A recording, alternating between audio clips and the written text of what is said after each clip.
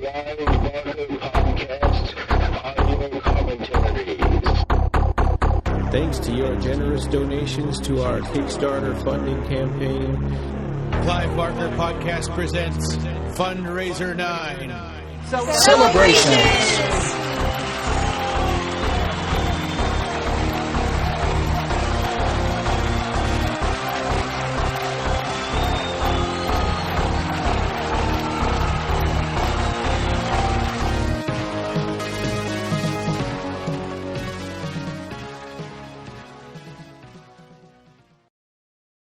All right, well, welcome. This is episode 376 of the Clive Barker Podcast. This is a commentary episode, and good evening, Jose.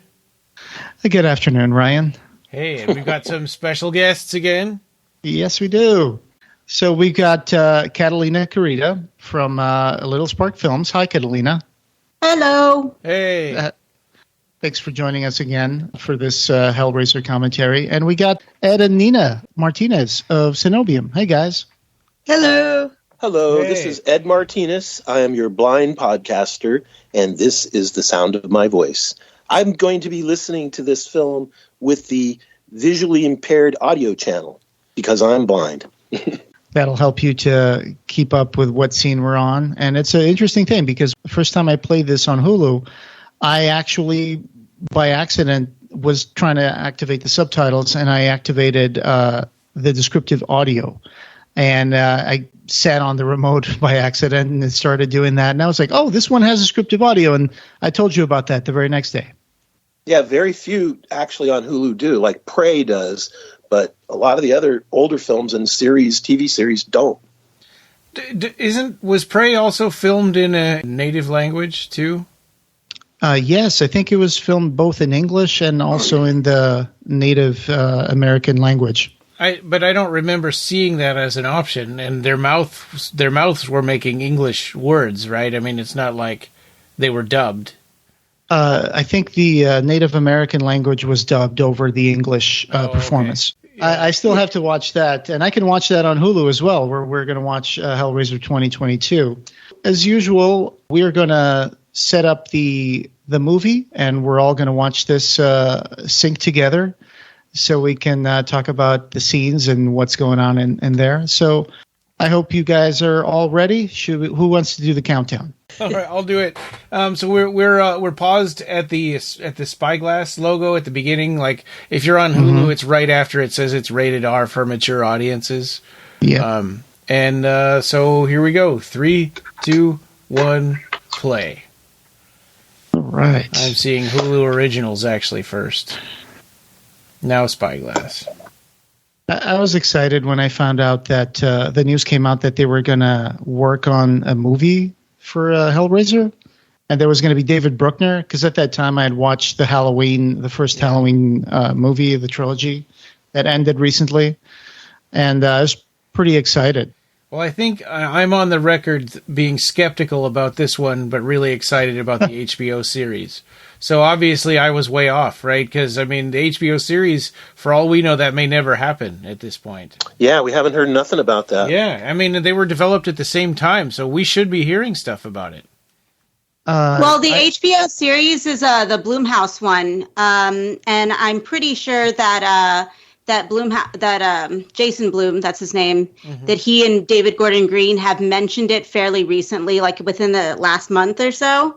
But it was on something that wasn't at all Hellraiser related.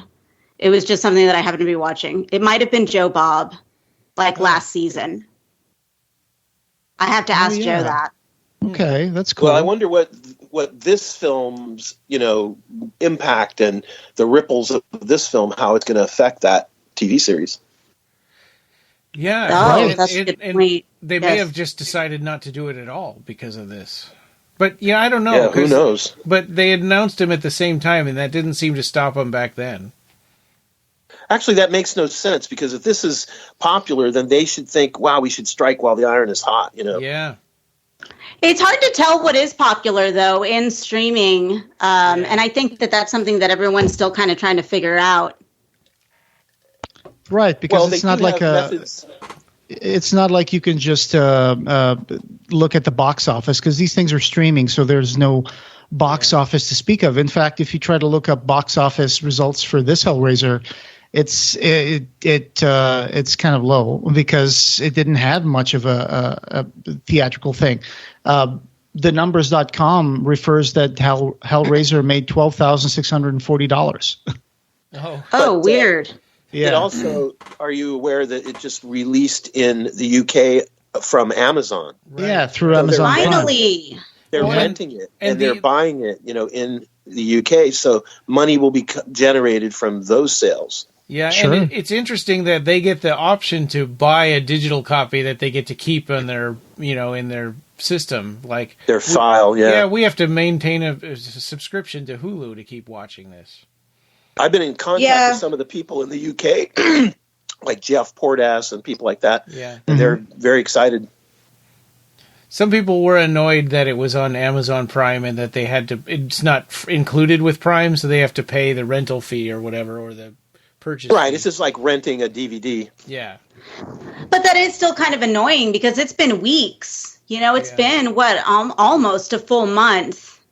Well, it's been about 3 weeks, and all these people haven't been able to join in on the conversation that we've been able to have for the past almost month. That's Yeah. true. But if you guys, remember, I mean, I was in Portugal, and for most of my life, or at least, most of my life, I would say, I had to watch the movies in the theater months after you Americans had seen them already here. So movies used to take a while to go around the world. A long while. Yeah, That is very Or true. more. Yeah. So I think now we've been spoiled with streaming, where people they have to wait 24 days to watch it on their country. But no, I understand the grievance. I do understand. Like you said, they're not part of the conversation right now, and it's kind of annoying because they might get spoilers and stuff, and they just feel left out. And there's no Well, you'd be surprised. I mean, now it's out. I mean, it's been out since Halloween. Well, there's no localization for playing it in England, right? I mean, it's just in English. They just have to get the rights sorted out and figure out who's streaming it, distributing it. Yeah. So I just want to bring up that in the beginning of the movie, it started with a very similar scene to Hellraiser 1, because we have two people in a public place and they're trading something to get the box, in right? Serbia. Money. Yeah, exactly. Yeah, and now here we have. This is back in the United States, I believe, right? in Massachusetts. Yes, that's where the big millionaire lives, and this is the lament configuration. And by the way, this is a spoiler-filled episode. We're going to talk spoilers, right? But so the shape of the box right now, when we were looking on Martin Emborg's website, he explained, the designer of the blue box. He explained that this is supposed to represent an hourglass shape. See how it's kind of pinched in the middle? Right. Yeah, I can see that. That makes sense. So that's his inspiration for this particular shape. Yeah, like we've been able to find out all kinds of information about all the different configurations and variations of things that he didn't end up doing. And This is making me anxious, waiting for this spike to go through his hand. Yeah, and this is one of the, speaking of spoilers, this is one of the last configurations, right, in this iteration of how it's solved. It's the last. So it's pretty cool that you pointed out the hourglass thing, because now that you say it, it's really obvious, and it's like, oh, why didn't I see that before?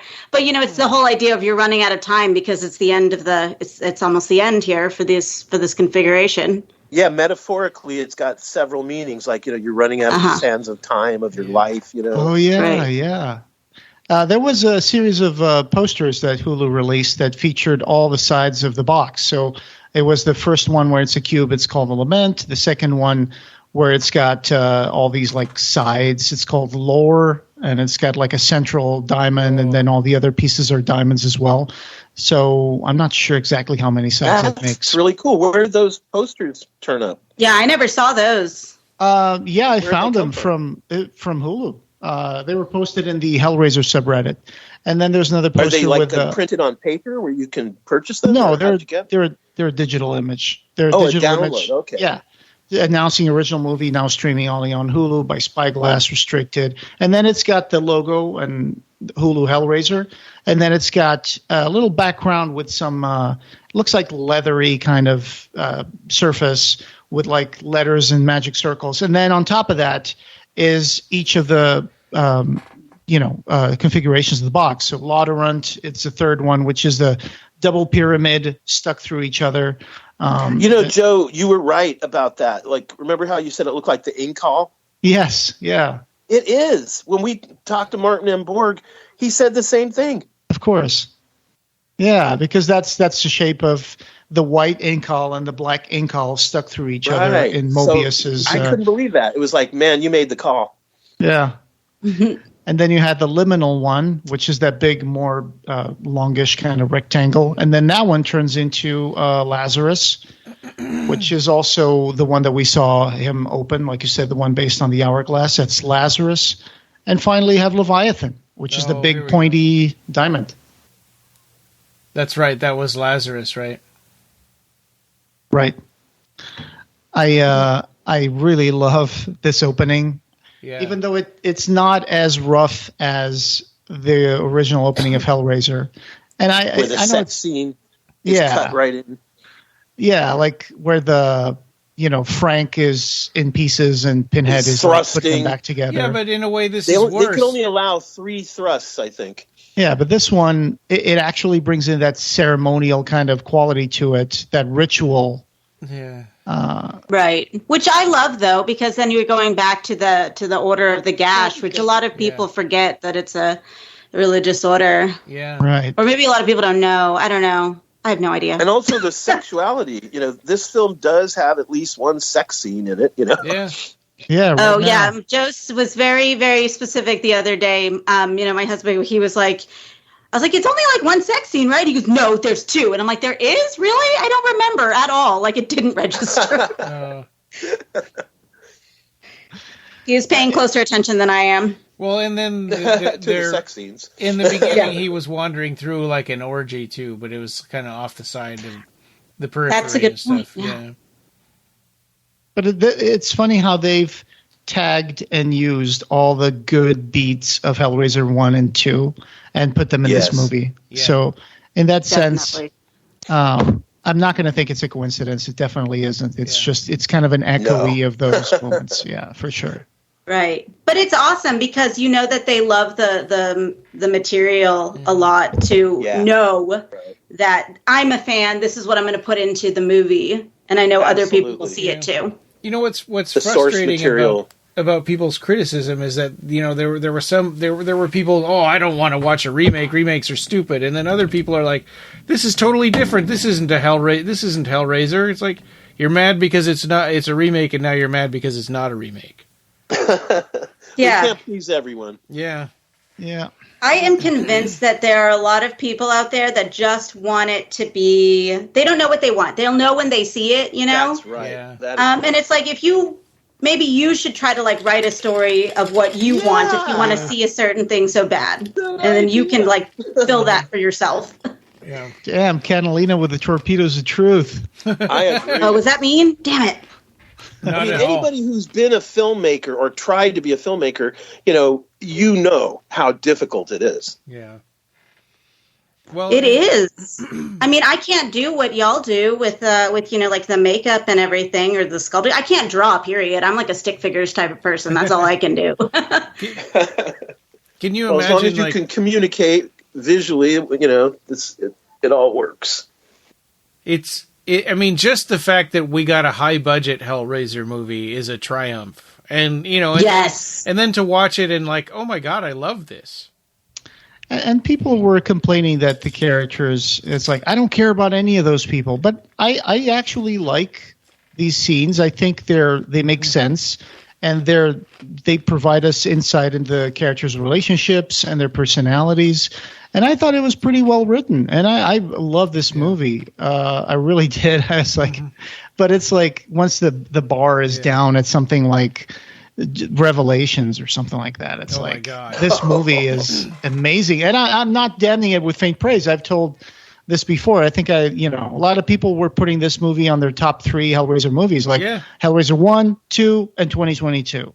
And I think I would probably put that, kind of like on that spot as well for me. That's what I would do too. Yeah. And I think that I have a lot of free time, and I watch a lot of YouTube, reviews and people talking about this new film, and many people are saying what you just said, Joe, that it's almost their favorite. Some of them even like it as much as Hellraiser 1 or even more.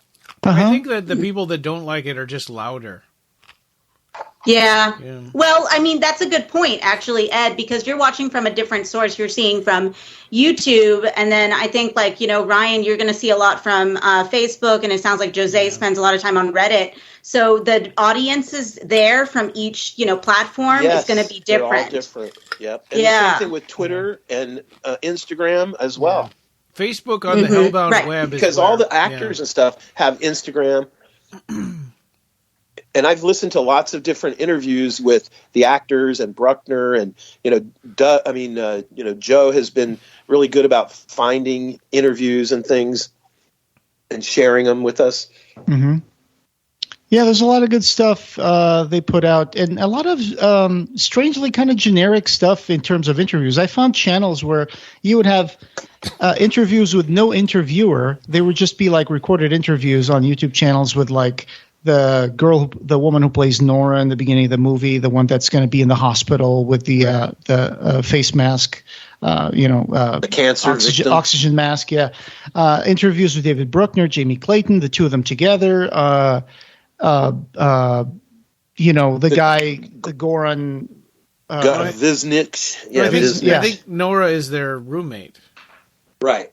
Oh, right. So I was thinking about the other lady, the one that worked for the cancer victim. Yeah, yes. I'm going to try to remember her name. Maneker? Mabas. Yeah. Maneker. Exactly. But they all have interesting perspectives. Like, the guy that played the traitor boyfriend, Trevor. He was in a couple of interesting interviews too. Yeah, Drew Starkey. Mm-hmm. And then Adam Faison plays Colin, the brother of Odessa Zion. And I just think I was very surprised to look at pictures of the people who are going to play the Cenobites. And I've been kind of trawling all these people on Instagram. Actually, I go a lot of Instagram and YouTube, not so much Reddit. But definitely that's where everybody's at, Instagram. Yeah. And all of these actors have been posting candid shots on set while they were doing Hellraiser. And they're so cool. And every time I go on Instagram, there's another image, and there's so many. I have to find a way of collecting them all and adding them to some sort of a link list. Mm. Yeah, there was some cool, funny. There were some great funny photos that we got of like Chatter wearing flip flops or something. Yeah. What did you say, Catalina? Nothing. Okay. I don't think. I don't remember. Never mind. Never mind. So at the point of the Great Warehouse break-in. And I love the elements of the original Hellraiser theme here. Oh yeah, the music is fantastic. Yeah. I'm so glad that Christopher Young got to be honored in this soundtrack, and probably paid as well. Yeah, when we watched it again the other day, I realized we were wrong when we said that the first time it shows up is around here. It does show up. The violins, at least, do show up at the very, very beginning when we have the title card. Yeah. Oh, yeah, it's very subtle, but beautiful. It is. Yeah. I mean, for me, I experienced this all orally, all through my ears. So it's very important to hear all that. Some people complained a little bit about the way that he convinces her almost, effortlessly to join him on a heist, and when she's trying to get her stuff together, and the way that they're going to open up this safe without actually having the combination. But I honestly think this was just an artifice for us to be introduced to the box in a kind of a satisfying experience at the end of like beating up a safe, and then they finally discover it. And it seems overwhelming for the characters, but for us, it's like, there it is. There's the box, Yeah. So the tension that invades this moment where they're like stealing something in the middle of the night kind of does the half of the work of making us excited about seeing what's in the box, and then it's going to be the lament configuration. But her brother does say to her, you know, who starts dating or who preys on or who starts seeing someone who's in a 12-step program, you know? Sure. Yeah. So, I mean, like, I guess we, the audience, we're kind of supposed to take more of what the brother and the roommate, how they feel about her. Mm-hmm. You know, with us along the boyfriend. Why was it easy? Well, maybe she's someone who's easily manipulated. We don't know. Sure. Maybe she's done this before, this sort of stuff with him. Or in other times, because she was an addict, and sometimes addicts have to resort to, you know, petty acts all kinds of crazy mischief. shit. Right, whatever. Sure. Yeah, I'm not really sure what that complaint is. It'd be interesting to see, you know, like a slice of her life, you know, in the earlier stages when she was completely, you know, succumbed to addiction and stuff. Yeah. Oh, man. The way that they flash the light on top of the box and it kind of floods the box and reveals the lament configuration is just great. Yeah. Yeah. And I didn't realize how bloody this box is. Yeah. I mean, the one that it's sitting in. Right. And it's such a sexy box. It really is. Dramatic like it irony went directly from cutting someone. What was that, Ryan? It's dramatic irony because the audience knows what this thing is, you know, but the characters don't. Well, at least Riley doesn't know what it is. He has some sort of idea. It looks like it cut someone, you know, with its internal blade, and it got all bloody, and then they just threw it in that box real quick. And another moment, post-coital moment in bed. Right, that cut, right? The transition. The reading poetry. One of the things about the box... They're cute. They seem so happy. Sorry. Yeah. No, they do. They totally do. I was just going to say that the original box panel, there's a similar panel to it that shows up in the Loom, which is the device that is going to be... on its chest. Spoilers. On the chest of, you know, the millionaire. This bitch. When that thing is, you know, rotating down, floating in the air, I froze it, and there was one panel of the box, the original box, that actually shows up on the Loom on the side of it. Oh. But once it's inside, the device is supposed to be like skewering him from, you know, back to front. So at the time, that is no longer visible. But when it's floating down, if you screenshot it just the right moment, you see that it is there. Wow, this is one of the things. I remember Ryan mentioned something about one of the things he saw where somebody was saying, like, oh man, so much CGI or something like that. And it was like, you idiot, it's not CGI. It's practical effects. Yeah. Yeah, it's like everything in the world that people could complain about. I heard one reviewer on YouTube that was saying that, you know, the CGI in the old one wasn't that good, but the CGI in this one, great, you know, as if the practical effects in the past were CGI, and they were like old-fashioned CGI that wasn't so good. Talking about Clive coloring on the film. Scratching on film and stuff. Yeah. We're just watching this intense moment of two siblings arguing, and how people end up hurting the ones they love. So one sort of interesting metaphysical thing here is that Pete Atkins didn't really feel comfortable with the idea of Larry being in hell, because it's like, well, what did he do to deserve that? But, it wasn't really him; it was Frank imitating him. Right, but originally in the script, it was going to be him. Until they couldn't be in the film, the actor couldn't be in the film. So he's like, that's fine because I didn't feel comfortable with it anyway. He didn't deserve it. But it's kind of like all of these characters have the same issue. None of them really deserve to be there. By the way, since you mentioned Pete Atkins, happy birthday to Pete! It's Pete's birthday. All right. It was just his birthday on November 1st or 2nd. I forget. Oh, that's cool. Oh, how cool. Yeah, I wish them a happy birthday. So she's leaving. She's going to spend the night. She's going to sleep rough. She's angry. But it's one of the things I wanted to say a while ago was when they were arguing, it's like she's drunk. She's trying to be sober. She shows up drunk. She argues with her brother. And we see a lot of – it's like one of the things that David Bruckner does to me, and I saw The Night House and The Ritual this week on, before Halloween. Yeah, The Ritual has a lot of, similar stuff. Yeah, and it's like I admire what David Bruckner does in his movies, which is he creates this slice of life for the characters, and then he drops the audience in the middle of it, and it's almost like he's saying to us, look, you never see the beginning of the story. You see where it starts getting interesting, but it's like the world is going around, and these people have lives that you don't know what they've done in the past. We're going to try to, even the stuff that's on the set dressing and stuff, if you start looking at that, it's so alive. Like the fridge had notes on it, had magnets, had all sorts of things, there's like pictures. In The Ritual, like all those guys in The Ritual, like you feel like you're dropped into the middle of like a bro party, Yeah. Mm-hmm.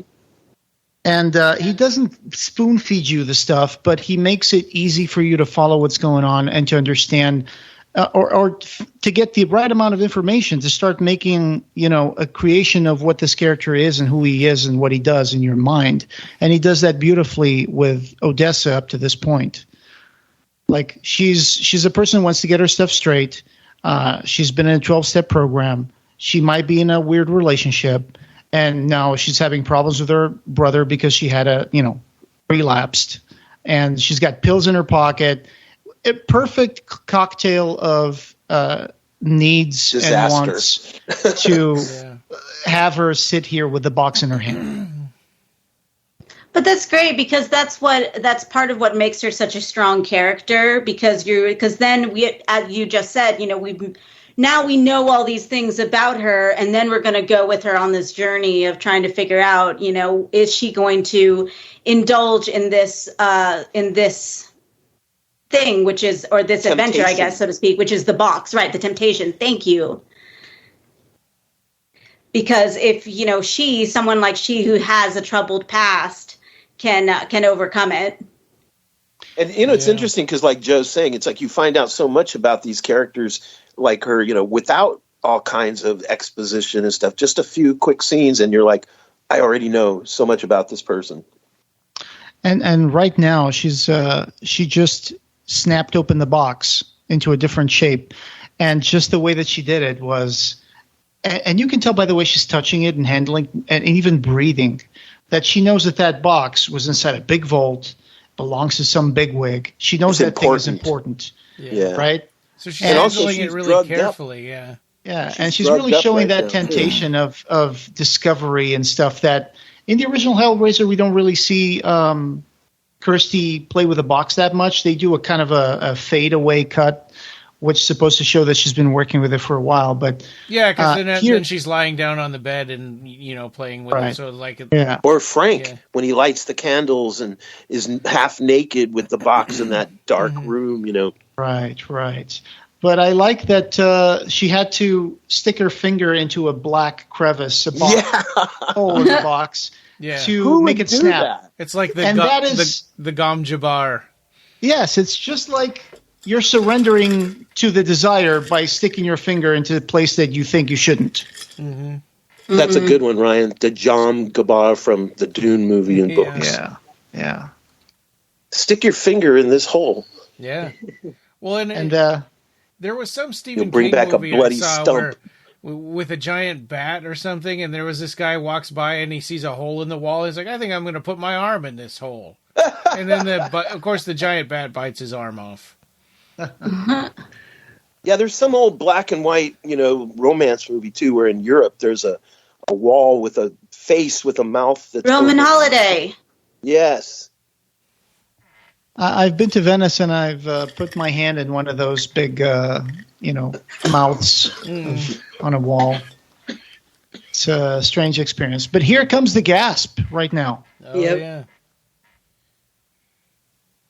I love it. One of my favorite, I think one of the favorites of everybody is the gasp. I've seen a lot of people talk very well about the Cenobite. Oh, yeah. All the Cenobites. I've heard nothing but good things. Yeah. Mm-hmm. They're really beautiful. I like that they're white. Actually, Yeah. It makes it more on the angelic side than the demonic side. They kind of glow, right? They're like dead white. I've heard that from people about how, Pinhead and the pins and stuff, it all kind of has like an aura. And even this scene, which is an obvious hallucination, kind of makes me feel like this is a callback to some of the, the lesser sequels where they keep doing these fake outs. Except this is the only one that they do. And thank God for that. Yeah. They don't need to go good movies don't go too crazy with fake outs. You have like a few good ones. Well-placed fake outs are great. Oh yeah, there were all those years of the sequels where they were ripping off Jacob's Ladder. Oh yeah. I love Jacob's Ladder. Yeah. But at the same time, it's like when she did that thing with the box. Whoa, what's going on? Sorry, dog. Dogs. Oh, that's okay. When she's doing that thing, Pinhead is doing that thing with the box, and then you see this kind of like magic circle cut itself on Riley's chest, and then turns into a black hole from which the chains shoot out, and then we see those chains descend onto her brother. Could it be that it's almost like those chains are Pinhead, like reaching out into her heart and finding out who she wants, who she loves the best, and her desire, and reaching out to her brother, Yeah. Yeah. Searching her desire. That makes sense. I like that interpretation. Yeah. Just like finding out what makes you tick. Who's the person you love the most, and that's why her chains go into like. Uh-oh. Sorry. Okay, I would mute, but I don't know how. I wonder if he's sniffing the Cenobites. Yeah. Chatter dog. He's the chatter dog. Yeah. Actually, I was thinking about like all these new Cenobites. People are starting, to speculate and come up with ideas about their backstories and stuff. And even the actors, I believe, in at least one interview, were mentioning something to that effect as well. Sure, cool. Sure. Like about how Nick Vince came up with his own Chatterer backstory. He came up with 2 different backstories. Right, the first one, and then he had to change it when the little kid came along. Yeah. And we got the box turning itself into the second configuration, lore. Which is going to be the configuration that everybody's going to learn a lot about the box, right? This is my first time watching this movie with the lights on, and this movie is so dark. It's a little hard to see sometimes. You might need to adjust your screen, your TV. That may be it. I've heard a lot about that people who are really into, Blu-rays and DVDs and stuff like that, they talk about how they have to make sure their television is adjusted correctly and stuff. Well, and I do mostly watch movies in the dark with the lights off, but today because we're doing a podcast, my lights are on. Perfect for Halloween. Yeah. I have mood lights. Lava lights. Yeah. No, I got those LEDs that you can put around your desk and underneath furniture and stuff. So I'm bathed in blue right now. So this is totally a tease. This one because they don't actually show what happens to him. And I think that was some people complained about that a lot of the action happens off camera. But the first 3 kills, I think. Yeah, but I don't think it's a lot. I think it's like we're sort of following this along with Riley, who doesn't really have a good grasp of what's going on. Right. Well, yeah, I've listened to a lot of YouTube videos, and you're right. They are complaining a little bit about how the front end of the film isn't as gory as they would like or something. Yeah. But the thing is that if you start doing gore right away, then you have to up the gore and up the gore and up the gore. You have to just keep on increasing it or increasing the violence or increasing, whatever, because you're going to get desensitized.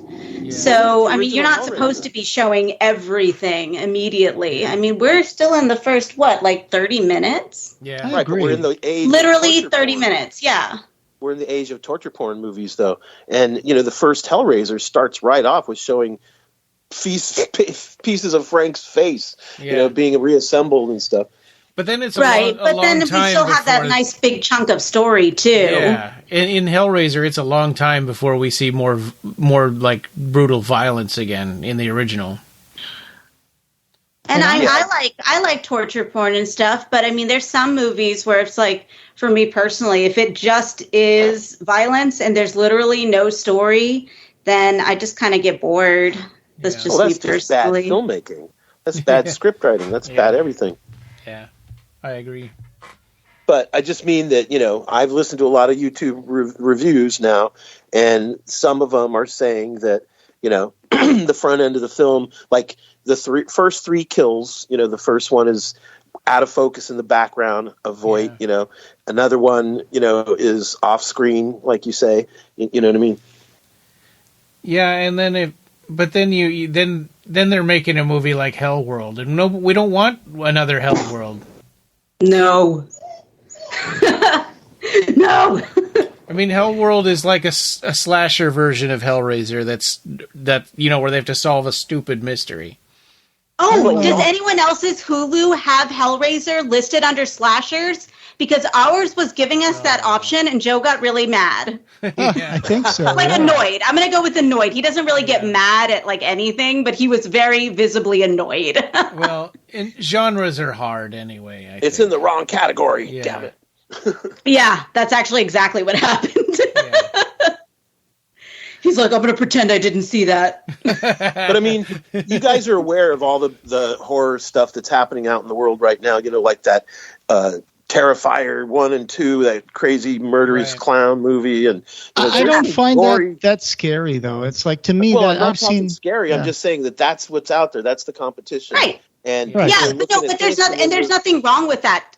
Terrifier isn't I enjoyed the movie. Okay, I hated All Hallows Eve. I thought it was really boring, but I liked Terrifier. It was fun. Was it, ridiculously gruesome and violent? Yes, but also that is literally what I signed up for. And but also Hellraiser isn't something that is just relentless, gruesome, and violent. There should be a story in there. Yeah. And as Ryan pointed out with Hellworld, they tried to go for look at all this stuff we threw in, but it doesn't make a good story. I am very happy with the amount of gore in this movie. Yeah. I think it's well done. Well, really, it had to get an R. It serves the purpose of the film. I mean, it serves the story. I like that they are making love in this scene to forget about pain. Yeah. There's a Chatterer right there. Wait, what? Oh, Chatterer shows up. That's what freaks her out. Oh, now I see that. Okay, I think you're just a few seconds ahead of me. Well, what is the doggy names, Catalina? Wednesday. Oh. Wednesday. We got Wednesday on the commentary. Sorry, guys. It's okay. Fine. Like Wednesday Addams? Yeah. Wait, is it a girl dog? Yes. Okay. Awesome. She's all white with a little black patch on her eye. Oh, Do you have a Frankenweenie Pugsley also? Do you also have a Pugsley? No, just one dog. Oh my goodness. She is more than we can handle. I love this design. Me too. How the many box. sides are on that thing? It's all made of diamonds. Yeah. I'm going to guess probably 12 or 10. Yeah, does anyone know the name of that shape? I felt kind of silly because I didn't count the sides to. No, I have to count the sides. I have to take a few screenshots. Isn't this one lore? This shape? There's a lot of really telling stuff in her conversation with him right now with Trevor. Is his name Trevor? Self-incriminating stuff, behavior at least. Yeah, and it's only stuff that you only pick up if you've seen this already. It's like, oh yeah, he's shifty. He doesn't want to touch it because he knows what it is. I do want to know though what Trevor was promised. By the money. He says money, a lot of money, I guess. And he's a screw up because he was supposed to solve it and then stab her with it, but he won't touch it because he's afraid. Because he's scared, right? Yeah. Well, he knows that it might cut him. Mm-hmm. Right. Yeah. I wouldn't touch it either. He shouldn't have taken the job. There's a little bit of a leap here where they go from who owned the building? I don't know. who did this belong to? I don't know. And then all of a sudden they go exactly to where she is, and she seems like she should be a person that would be hard to find. So I feel like there should have been a scene here at some point, or they should have been like, who owned the building? Oh, some so-and-so industries, so that and they go on the look it up internet and see who run it or something. Maybe they did, and they just thought, that we've got too much Riley looking stuff up on Google. Yeah, it's a bit of a leap though, from going from like I know nothing about where this box came from to let's go exactly to the person who knows who put this box there. Like what happened? I'd be curious, to see what the other version. Right here, it says her name was on the deed. That was it for the warehouse. Oh, okay. Maybe like because she was someone who does, who was like an assistant who worked in service. She was his lawyer. To her lawyer. Okay, but maybe she was more like a helper type of personality, where she didn't care to cover her tracks because she's not the person that's in immediate danger. Right. Yeah, it seemed like she's the one that hid it in the safe in the warehouse, hoping that nobody would ever find it or something. Because when they came to her with it, she freaked out and she tried to take it away from them and was trying to say, like, you don't know what's wrong with this thing, and they fought over it. But then we learned later, of course, that Voight set this whole thing up to break in and take it. Right. But it's because he needs it back, because I guess what happened is 6 years previous at that party when he had that dude open it for him, and then he went ahead and got his sword, from the Cenobites, which is how he ends up in the walls. She took it because it reverted back to its original shape. Yeah. She took it and put it in the box in the warehouse. And now he wants somebody else to do to solve it the other 5 times or whatever. Let Catalina finish her thought, okay? Nope, that was actually it. Nope, it was a pretty complete thought. It was just literally what all of y'all had already said. All right. But, we're giving them a lot of, filling in the missing pieces in some of this stuff. Like you were saying, Joe, that there could have been a scene where they were looking up on the internet to find out. Yeah, but it's okay. They do mention her name was in the deed. So, I mean, what I was about to say is that in a version of the film that may have stuff or some of that stuff got cut because of, like they had a screening, where people gave back feedback. Sure. Yeah, of course. There might have been something. Yeah. Yeah, because it would be kind of nice. If it does come out on DVD, I would love for you guys to all be able to see the uncut scenes and stuff. Oh, me too. Yeah, that would be cool. Yeah, I have to say, Odessa looks like she's 14 going on 24. Am I the only one who thinks that? Yeah, because she has this look that almost looks like little sisterish, but then at the same time, she's got this kind of like low voice that kind of makes it seem like she's, I don't know, that she's been around and she's older than she looks. Yeah. Mm-hmm. One of the reviews that we listened to was, what was it called? A sarcastic something. And the guy's review was, he came up with a name. Hilarious, but it was really cutting to everyone. Like he was really making fun of everything. And he called her Fat Lip Scruffy Face. Oh, wow. Fat lip Mick Scruffy Face. Well, she definitely has a kind of almost cartoonish face. That's true. She's got big eyes. She's got, big puffy lips and very pretty. But I think that's why they have her hair that way, because she wouldn't be, if her hair was like pulled away from her face, you'd be able to see those big features that are really pretty and really attractive. Mm-hmm. Yeah, and I think it kind of like take you out of it. So with her hair being all crazy and stuff, I really like it. It makes her more believable. Oh yeah, somebody for also sure. said that her hair looked greasy, like she hadn't washed it. Well, yeah, that makes some sense. Yeah. She slept she slept last night on the street and stuff. Yeah, she had sex with a guy and she didn't take a shower. Yeah, that's a good point. Everybody's going to get a lot dirtier pretty quickly in this movie. A lot covered in weird fluids. Oh, I dig the box like changing. Am I the only one who thinks like rewatching this scene that she actually might have been looking to get tagged by the box? Because I think so too. Yeah, it seems that way. So- Yeah. So maybe she thought, I got nothing to lose. She's What a if, cutter. She's like a cutter, a depressed girl. Except that for cuts being, herself. being tortured for eternity now. Well, yeah, or Yeah, but she did think she had previously gotten rid of it. And look, it came back. It literally found itself back, its way back to her. So maybe she realized there is no getting away from it. Yeah, maybe I'm mistaking like anxiety because she knows what's going to happen with excitement. Because it seemed like or suicidal tendencies. Yeah, I guess. Well, she did say she was dying. She definitely doesn't want to have this slow cancer death, right? But I think she probably also doesn't want this either. I like the lighting effects that show up whenever the Cenobites are in the room. It's kind of like this otherworldly, like bright, but also kind of aurora-like reflections of light.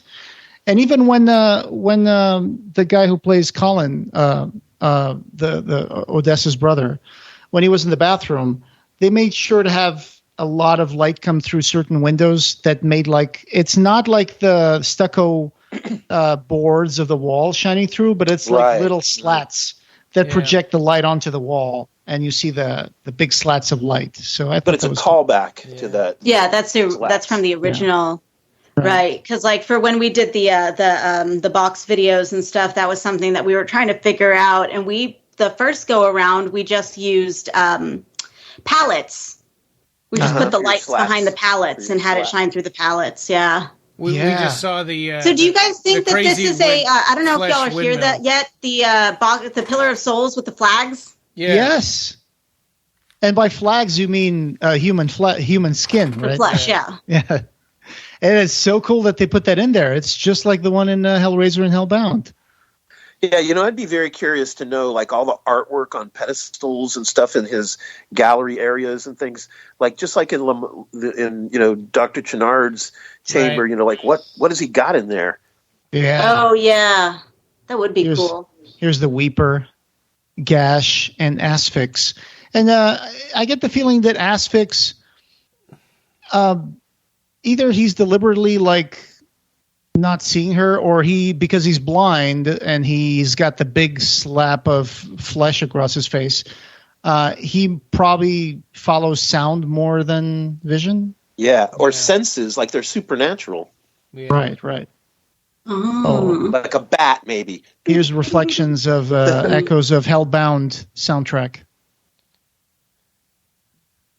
Oh, it's so cool. Did you guys notice bells much? How in the original Hellraisers, usually every Cenobite is additionally with bells.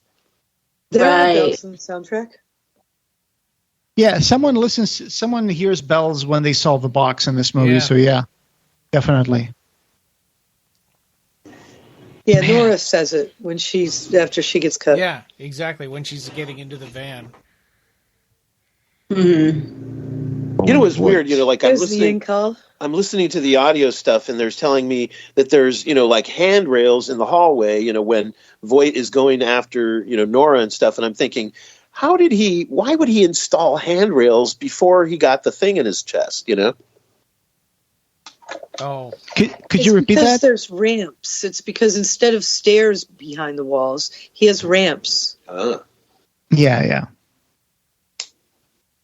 So that was the Incal formation that the box was in that we just saw, and that's supposed to be two lovers, two pyramids melding together, like sex. Right. Mm-hmm. And we're getting this from Martin Emborg's, the designer of the box. Yeah. The Incal was created by Jodorowsky and Mobius, the artist. Right. So I do recommend that. I have that. I recently bought a hardcover version of it. It's a really cool story. Yeah, I still haven't read that, and I need to hurry up and do it because they're in development. He's in development of making that into a movie. Yeah. It would make a great animated movie, a computer animated movie. Right, with Taika. Yeah, with Taika Waititi. So we'll see. I didn't know. I mean, I could see it, like the world of like how Avatar was so immersive, like you could do that with the Incal. Sure. So they're arguing again about what to do with the box. And I think some of the pictures that they see here are supposed to be some of the actors who play the Cenobites.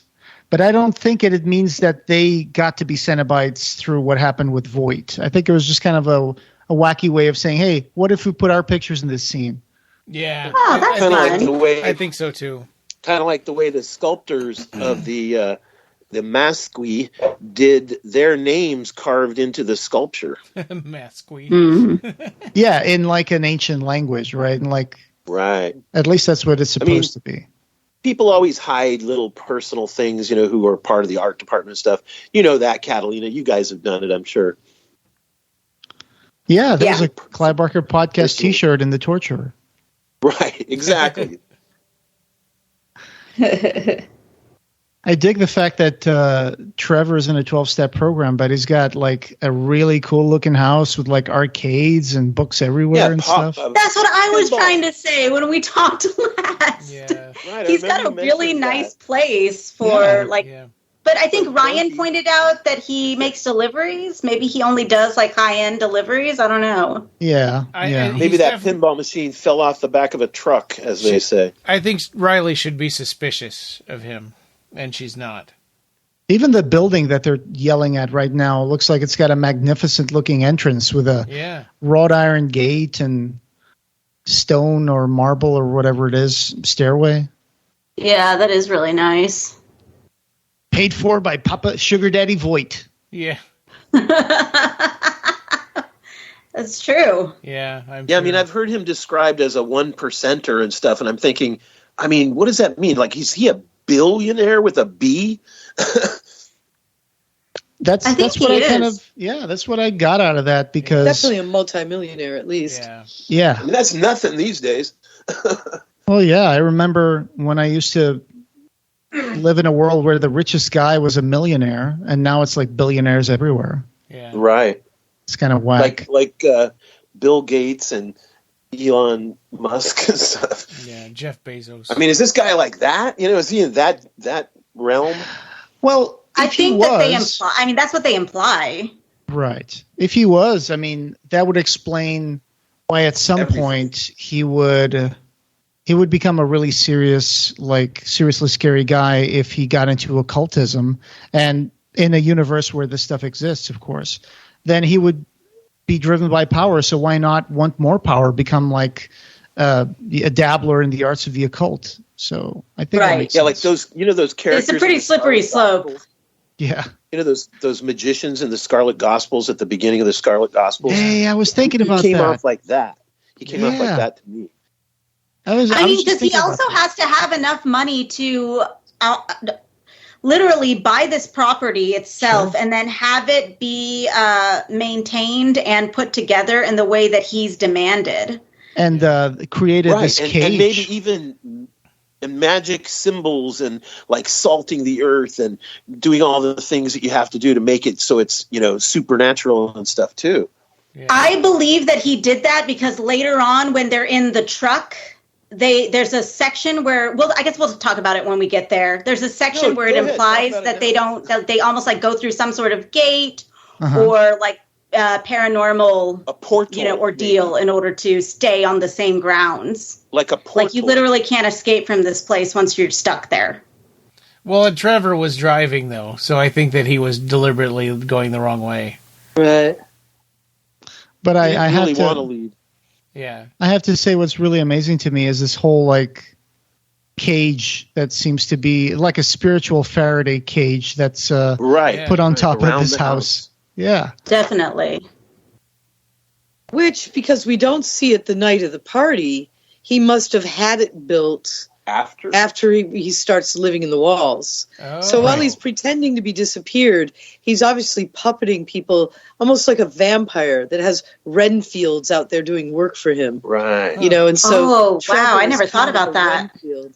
Yeah. And the lady that was his lawyer, she seems like she was doing his bidding up until she got cancer. And then she said, screw him, I'm putting this box in a vault and I'm going into my hospice, Yeah. Yeah, that makes sense. But So in the meantime, somehow he got a hold of Trevor. Well, yeah, and so then Voight figures out a way to not only get the box back, but get it mostly solved before it gets back to him. Yeah, it was already almost solved.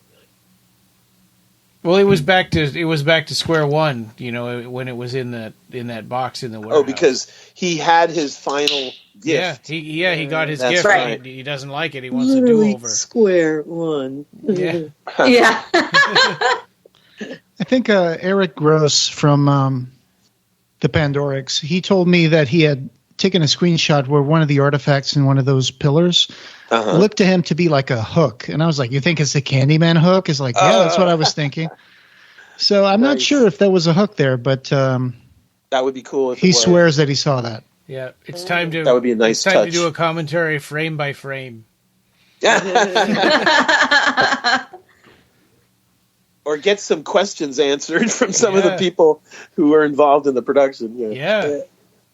That might be easier. When I was doing the looking for images for our video, we got a lot of those photos at the last minute. So I was looking for images to populate it in case we didn't get those photos at the last minute.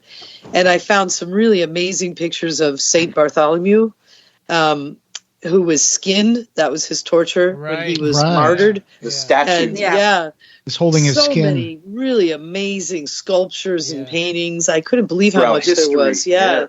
Of flayings and tortures. Him holding up his own skin. Yeah, and he looks so nonchalant about it. He must have enjoyed it. I don't think so. Wept. But in France, the Hellraiser 2 was called Les Écorchés, which means the flayed. And if you look for écorché in art, you will find these statues that were mostly made in like Europe in the Renaissance era of like when anatomists were trying to find out things about the human body. So there's a few statues that you can find of like flayed human anatomy statues, and they're pretty striking. Usually they're doing a pose or something. And I was a teacher at the Academy of Art University in San Francisco, and we had classes called écorché, where they would teach sculpture of having the layers of the body, and they would sculpt human flayed people. I really wanted to take that class. That's fascinating. That sounds so interesting.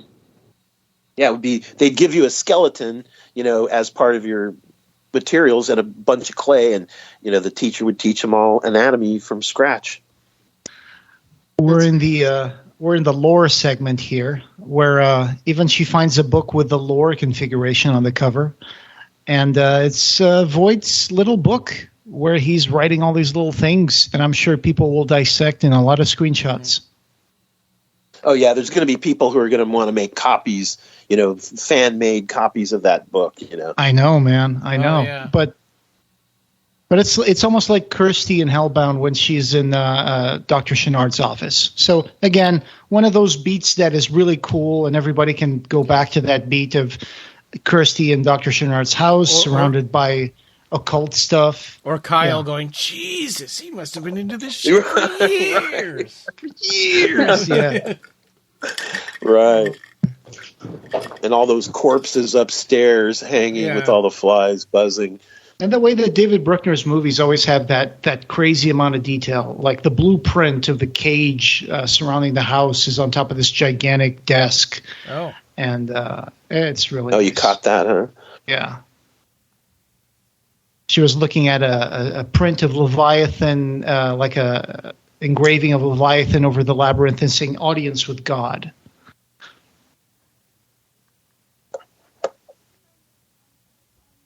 And now we're coming up to where she sees her brother. Oh, in the mirror? Is it a reflection in the mirror? Well, after she hugs him, she sees his reflection in the mirror. Yeah. Yeah, see, this is something that we would have asked the Russells about, but the film hadn't been released yet. Yeah. And, Nina hadn't seen it, so we couldn't ask them, how did you guys do this, This scene is pretty tame. I mean, there is some strange lighting and stuff, but there's not a lot of special effects until she looks in the mirror and she sees the flayed person, her brother. Right. And isn't he wearing like a hoodie and stuff? Yeah, he's got a hoodie with a white T-shirt. There's a little bit of blood on like the T-shirt. Right. So it's not like Uncle Frank standing there completely naked, no skin. He just looks like a pale guy in a hoodie and shorts. But I mean, if you think of like if you're someone who's not familiar with the this could be a little bit more like a jump scare because it's a big surprise that she's digging her hands into, raw flesh. Meat. I think even for people who have not seen the original Hellraisers, this movie does a good job of like staying self-contained and bringing the basic tenets of Hellraiser with a little twist here and there. So I have a question about this part. Did Trevor call all of the roommates and stuff and say, "Hey, can you guys come over here and help?" They didn't say anything. I forget how did they get here? In that van. Yeah. No, I know. Trevor I know they them. drove the van, but I mean, Trevor went and picked them all up and brought them here. Yeah. Yeah. So he's just delivering victims for VIII. Well, yeah. Supposedly. Well, yeah, that makes sense though, because I mean, I don't remember who pointed it out earlier that he'd already messed up. By not having Riley, not stabbing Riley with it. Yeah. So now he's got 3 people in case anything goes wrong. He's got 3 shots. Yeah. Yeah, and supposedly Riley's car is parked out back somewhere. But Ryan, it makes sense to me that he would tell them and bring them because he's telling him, "Hey, look, Riley's in trouble. She's at this. She went to this place. Addicts. I don't know what she's doing. You guys got to go pick her up." So it all makes sense. Well, yeah, and it helps him. But see, we're filling that in. Like we don't know any of that for sure. We're just assuming. Well, yeah. After multiple viewings, now we question everything that Trevor does because he's trying to bring victims to VIII. He's trying to redeem himself for VIII. She doesn't have a lot to do in the movie. No, I feel sorry for that character because but she's got a good death though. Oh my God! Yeah, that's the most like awe-inspiring scene to me in the whole movie. She makes good tacos or tapas. Yeah, she's obviously a pretty nice person because she's incredibly patient. Yeah, she's caring, and she also isn't nosy, and not too nosy. And she prays. But she doesn't really step on anybody's toes too much, Yeah, she's true. Yeah, she's a decent person. She could have said, "You know what? No, I'm not going." She could have said, "I'm just a roommate. I'm staying home." Right. That's what I would do. Yeah. But she wanted to be in the movie. Yeah. Well. But she also comes off as very good because while she's being tortured, she starts praying, Christian prayers. But it doesn't help her much. No, but they ask her, "What are you praying for?" Yeah. And she says, "Salvation." Does she look native or Latinx to you guys? I thought she was Asian of some sort. Yeah, a little Asian. Yeah, maybe a little Asian, yeah.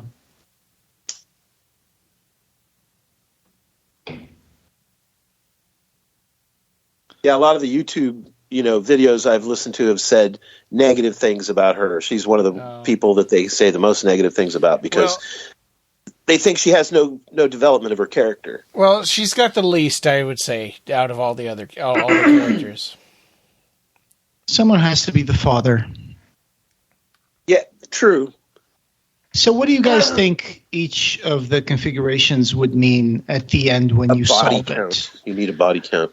Because we know that Leviathan means you have the audience with God, right? So you get to ask your wish directly to Leviathan.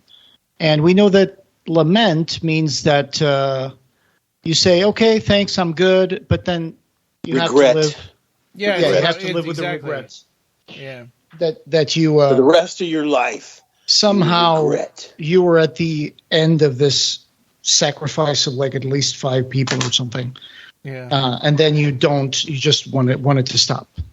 But like, I'm wondering what lore would mean. Like, what would happen if You get all kinds of information, knowledge, esoteric knowledge. Well, which did he pick? He picked lore, didn't he? No, he picked sensation. Oh, he picked sensation. Liminal. Yeah. Right. Okay. And that's why he ended up with that stupid thing in his chest. I kind of wonder if lore would have been almost the same thing, though. Yeah, and then there's love. No, I think you would have gotten a big brain and you would have found out all kinds of things like esoteric magic, like those magicians in the beginning of the Scarlet Gospels. Yeah, but would you be like... But you have to turn them into you have to turn it on its head with the Cenobite situation. Yeah, exactly. Yeah, like maybe because it's always a lie.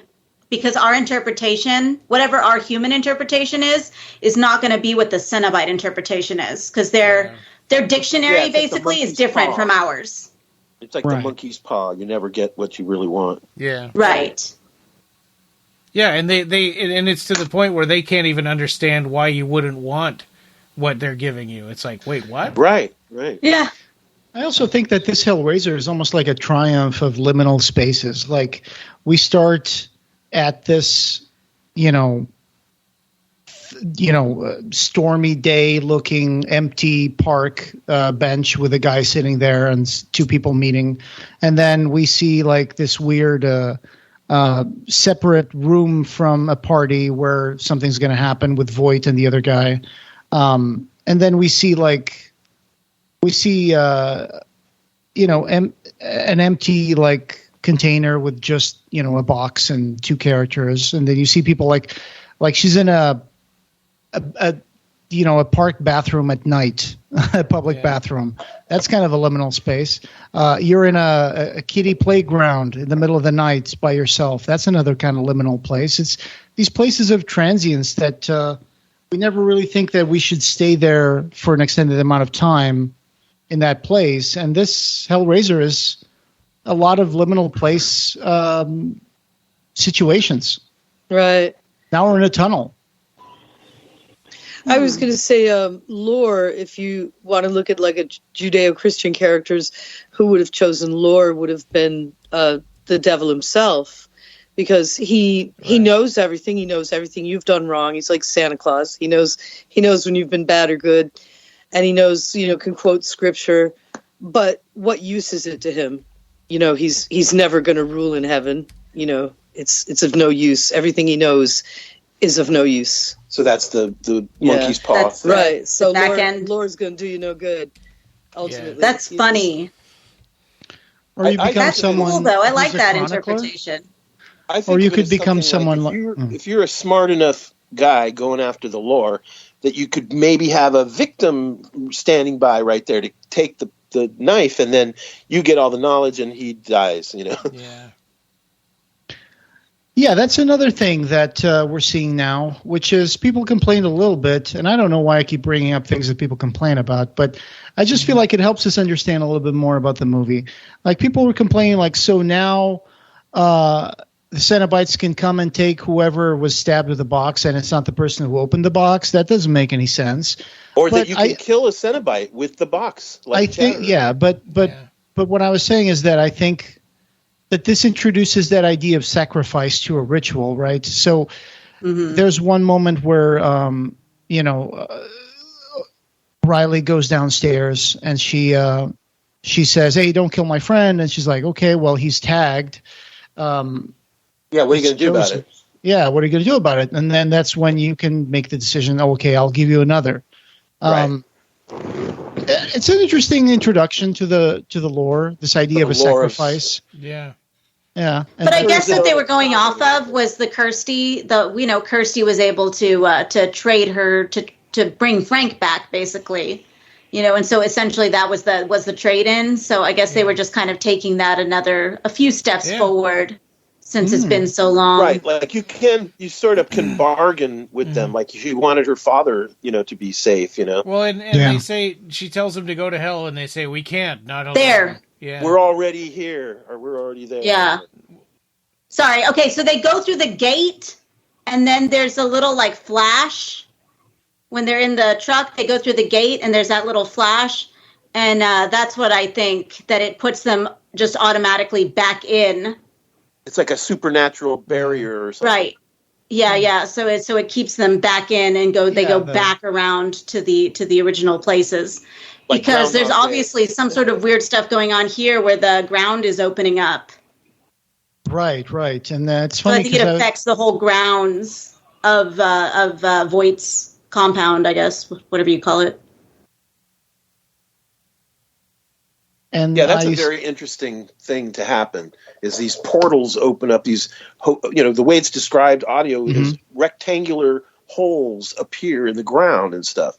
And it's not all CGI, because in Jason Lyle's Instagram, I'm looking at it right now, there's a behind-the-scenes video of him climbing out of the hole on the ground, and it's actually on the grounds with a lot of like green blankets around it and stuff. But that's he really does. cool.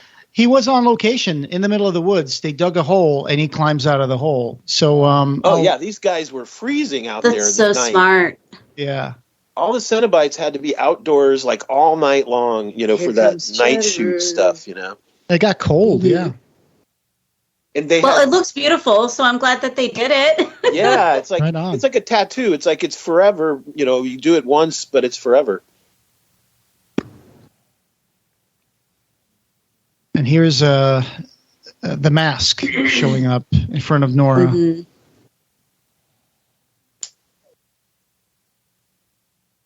The New Chatterer by Jason Lyles. Yeah. I And love one the of the- design. One of the sculptors was Mikey Rotella, who he did the head. Ah, the Hell Priest. There he is. Beautiful facial makeup by Jeremy Aiello. And then someone else did the body, right? Yes, a combination of a lot of different people worked on all the various bodies. Oh, classic chaining right here. Classic. Yeah. Does anyone know? Because I couldn't remember it, and I still can't. So I figured I'd ask y'all. That imagery of the hanging woman. What is that from? I want to say it was a serial killer that did that. Oh, you mean the way she's positioned? Yes. Yeah. Sounds like Nina knows. Podestas has a sculpture of that. Was that a Dahmer? It's a Dahmer. It's a Dahmer. I couldn't remember. It's a Dahmer Thank image. you. But yeah, one of the Podestas had a sculpture of that in his house. Right. Yeah, I remember. It was like a whole thing. It was very interesting. Wait, run that by me again. So what is a Dahmer? Jeffrey Dahmer. Yeah, but what does that Murder have to do with the victim. position she's hanging in chains? His murder victims. Mm-hmm. One of them was found like that, I guess, or photographed, like Chained in Dahmer's house like this? No, I think it was ropes. backwards. Bent over Yeah. backwards, and then I think missing his hands and feet. Oh, okay, right. Hanging from okay, gotcha. That's horrible. That's when horrifying. People say where's Right. the violence? It's like I think of this scene here. Mm-hmm. It's so Yeah, but I doesn't mean, also matter. people aren't even taking into account how much work the Cenobites themselves, that's pretty Listen to my video. horrifying. yeah. If you had to have that done to you. Listen to my Oh. video, and you'll hear the whole story. Yes. One of the things that's interesting, though, is before we recorded that video, we hadn't seen the film, and Nina hadn't seen the film, but then we found out after the film was released that Chatterer dies in this movie. Big spoiler here. Yeah. But I was shocked, to find that out, and to see that, they pulled him apart like Uncle Frank, right? Didn't he gets hooked and chained? Yes. But, Yeah. It Chatterer supernatural. always comes back in every Hellraiser movie. Almost. Yeah. Yeah, so he'll come back. He'll just be different. Yeah. Here he kills Nora by pulling her body down while she's while her skin is chained, and then it kind of just rips off her back. Yeah, flays like her whole back. Yeah. It's pretty awesome. It is. Kind of like Julia. Yeah. Her skinned Julia. It just drops her on the floor like a bag of potatoes. There was something where somebody had asked Pete Atkins why Julia's skin just kind of sloughs off when she grew it back herself, and he said, "You got me. I don't know."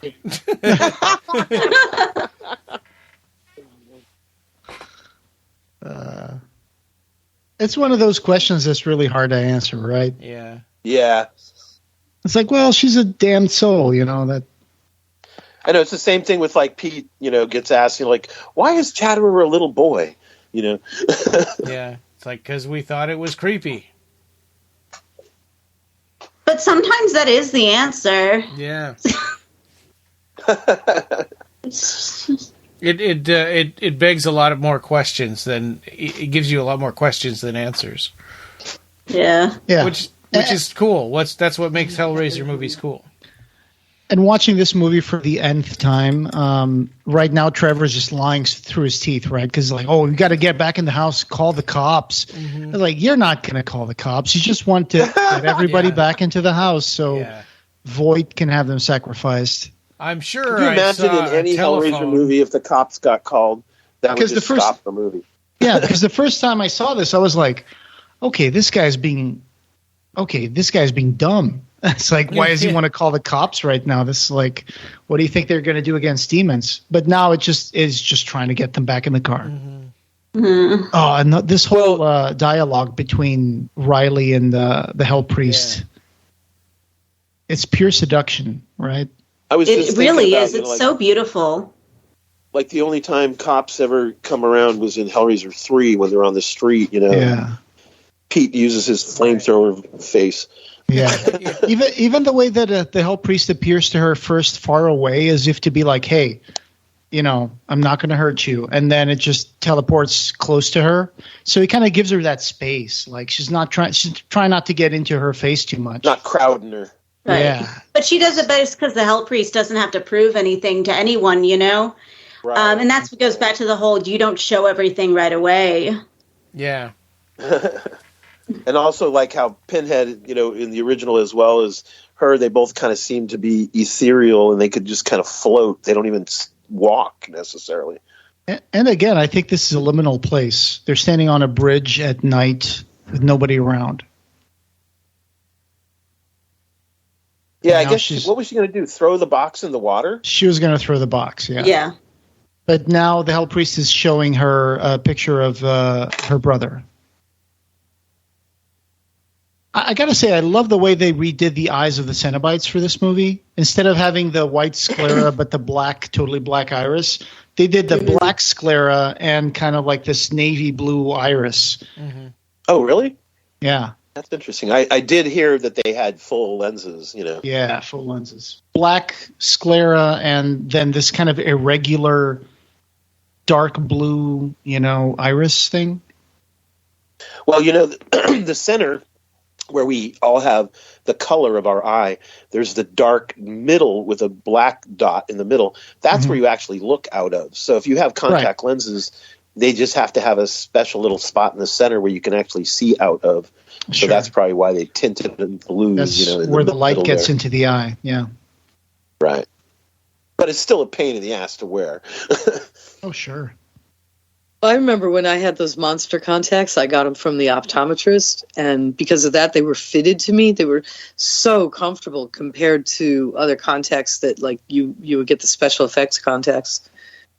I always recommended to people, if you're going to do a monster costume, go to the optometrist, spend the money, get the good contacts. Well, if you're going to get lenses. Yeah, get the good ones because they fit. They're so comfortable that way. And they don't make you all feel scratchy and bad. We're now at the Lauderant configuration, which means love. And she's been scratched. She's been tagged. She's been tricked by Pinhead. Pinhead kind of moved the box on itself, and it kind of stuck her with a blade. Oh, I had a quick question about some of the other effects in the past, like that scene where doesn't Pinhead pull the pin out and slide it through the throat of the roommate? Yeah, Trevor. And they do a like a CSI internal body view where you can see the inside of her throat and stuff. Yeah, no, not Trevor. It was in this movie. Yeah, in this movie, yes. What do you mean? Isn't in that this cool? Movie? Yeah, it was so cool. Yeah. You see the trachea and the needle punching through the esophagus or the trachea and going through. Chatter's about to get some biting in. This just reminds me of like Get Out when there's the guy's walking around at night and sees like one of the guys just running, and then he looks like he's going to run right into him, but just kind of turns away at the last second. There's a movie. I mean, this is a weird chatter for everyone, right? Because he's giant. He's so tall. Yeah. I love it. Yeah. Yeah. It's going to be interesting when he appears at conventions, like the giant Jason Lyles with no, just his street clothes signing, next to Doug and, right. And I also actors saw on Instagram the prosthetics that they created for this had like a couple of pipes of fake blood going into it. And then they just glued that to his arm to the inside of his elbow. And then I'm guessing for the chewing? Yeah. And then you just press. For the bite. Yeah. For the arm that's bite. such a good shot of the Hell Priest. Really good. And here was Joe's favorite part, right? Where he loved that when we talked about it last time. Yeah. This is Joe's favorite part. Yeah. It's like, bring it on, bitch. Yeah. He was so excited because obviously, as soon as we found out that we could watch it, and he was at work, so he came home and we were like, okay, we're watching this. We're getting to watch this a few hours earlier than anticipated. Oh. And it's just so well done. It's so beautiful. It's exactly what we want, or what I wanted. Where does Joe work? He's a bartender. He bartends at a hotel and a movie theater. So he could come home. That was cool. Is he a werewolf bartender? No. Although that person's name is also Joe. Just a different Joe. Sure it is. Is that in Werewolf by Night, Ryan? No, they have No, we had made some silly things featuring a guy who's like what is he? I would say like a punk type of person, like a punk aesthetic with a little bit of like 1960s vibe. And so we dressed, so our friend made him into a werewolf, but she did it with like makeup. But just, I'm not saying like special effects or anything, just like literally like a little makeup kit with brushes and stuff. He's kind of like an interstitial character, like a horror host sort of a thing, right? Yeah. He's just, that was all. Ed, you're young enough to remember Wolfman Jack, right? Sure. Wolfman Jack and the Midnight Special. Yeah. So I really like the way that the Cenobites are very deliberately walking, and they're not rushing, they're not running. In that sense, they're just like the Cenobites in the first couple of movies. Yeah. Except for that one that once its hands get unleashed and it can run after them, right? Asphyx, yeah. Yeah, Asphyx. I didn't know what his name was. I'm glad that y'all have told us now, or told me at least. Played by Zachary Hing. I can hardly wait for there to be like, action figures and flashcards with the name and the history behind him on the back of the card and stuff. I hope they at least make some figurines. I'm not sure what company would license that, but for sure, well, fan-made too. I know for sure there's got to be a Funko at some point of Hellraiser for some of these Cenobites. The fan-made stuff. For the new Candyman, all we got was 3 total Funko Pops. Right. And I think that they were like special editions, and we just finally, a few weeks ago, came across one. Yeah, they're rounder heads, right? They're a little smaller. They have printed eyes and mouths and stuff. Yeah, I hadn't opened him. He's sitting on my shelf, but I haven't opened him. Yeah, they do sell Funko blanks, or you can try to find one that resembles close to what you're going for and customize it. Yeah. Oh, you can do like a mini fig with Lego. You can do a mini, custom fig. Those things look all the same to me. But I like the 3D sculpture stuff, like my resin garage kits and stuff. Oh, yeah. Ryan, haven't you commissioned a few characters for D&D through and sculpted?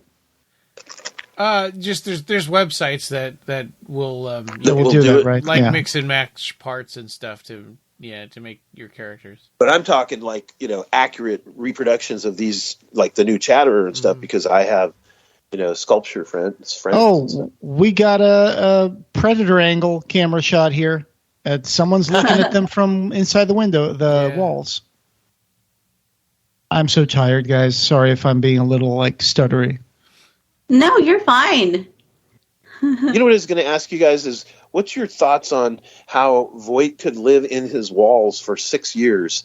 You know, like where did he go to the bathroom? How did he take a shower? Only there. He was only there when they're there. Like his house is empty. He can walk around the house when nobody's there. So you think he's only in the walls to hide from people that are there? And I also think that he's sort of immortal, right? So he probably doesn't need to eat or go to the bathroom. I mean, that's what I think. That he's in a supernatural state. He's just supposed like a zombie, like an undead. I think he's just supposed to feel pain. Or Dracula. That's his whole life now, is just feeling pain. Yeah, I think like a vampire. Yeah, like that. That's exactly how I see him. Mm-hmm. Like Lestat. That makes sense. Well, like he's frozen in time in a way. He's not dead, but he's no longer alive. But he has to feel the pain. But also his personality and his desire for power keeps him a prisoner of his own house, because he doesn't want one. He can't go outside. He can't be seen with that thing, coming through his chest, of course. But also he's in a state of constant vulnerability. Yeah. So being like a 1%er who's like a, possibly a narcissist or a super rich, he would choose to prefer to have people to think he was dead than to know that he was turned into this. It would be an interesting problem if he decided to go to the hospital instead of staying in the house. Like, fix this. And they're like, what? I'm in line at urgent care. Yeah. Guys, I'm on Instagram, and I just found also pieces of the wounds for Voight. Oh, yeah. On a website here. On a website, really? Actually, it's the Russell Effects Instagram. He's got the molded pieces for the front and back of that horrible, thing that goes through Voight. Thing that goes through, yeah. What does the back look like? The back looks like it's open, and it's got a lot of those nerves and things coming out that should be your spine or your spinal column. It's pretty cool.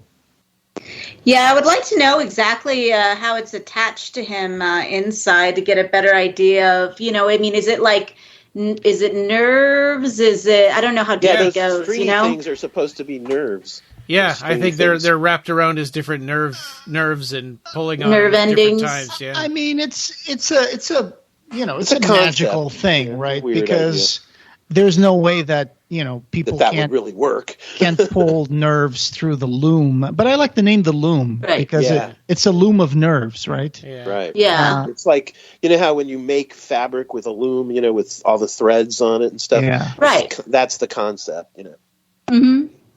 And we're going to be talking to the designer, Keith, about doing an interview with him about all the artwork and the designs. And even though this makes him seem like more of a monster, I can understand why he does this to Trevor, because it's like, dude, you got your arm chewed, but I've been in this with 6 years. Yeah. It's like, you're an amateur. I'm in hell. Yeah. Uh-huh. You've had that wound for half an hour. Party, pal. Yeah. You've only had that wound for half an hour. I like Voight. I really like Goran and his performance in this movie. It's so good. It's so intense. Yeah. He really put everything into this. There was one scene that we kind of passed over at the beginning where her brother sees the tow truck driving down the road and the chains are dragging behind it. Yeah, I thought that was a little much. To me, that totally reminded me of Nightmare on Elm Street. Like, that's what somebody dreaming would see, right? Yeah. It is kind of, but it's fun still. It's fun. It's different. No running in the hallway. I kept on thinking about, when we started talking about supernatural and stuff like that, it's like I couldn't get past the fact that Visnich is living in the walls for 6 years. Who does his shopping? How does he go to the bathroom? How does he take a shower? All that kind of stuff. But then, okay, it's supernatural. Okay, magic wand. Everything's fixed. He's in a liminal state. He doesn't need to eat anymore because his insides don't exist. It's just this big loom. But what does he do? Is he playing with the Rubik's Cube all day while he's sitting in the walls? Or? He's plotting. He's plotting. He's planning. He's scheming. He's trying to get an audience with Leviathan. You might ask, why does it take 6 years to set this up? And I guess I don't have an answer for that. You know what's funny too, though, is that when he asks in the first part, when he got his thing in his chest, he was demanding, a Leviathan, consult with him or whatever, and it was just like, dude, Yeah. I thought you were supposed to be like on your knees praying, like giving doves' heads and all this stuff. It's like you're demanding. No wonder they stuck that thing in you. Well, he was on his knees for a minute. Yeah, well, he wanted he wasn't very. He said he wanted sensation, right? Remember, and so he got sensation. Penitent. I'm a penitent. It's like you don't seem very penitent to me. Does he use the word penitent in this movie?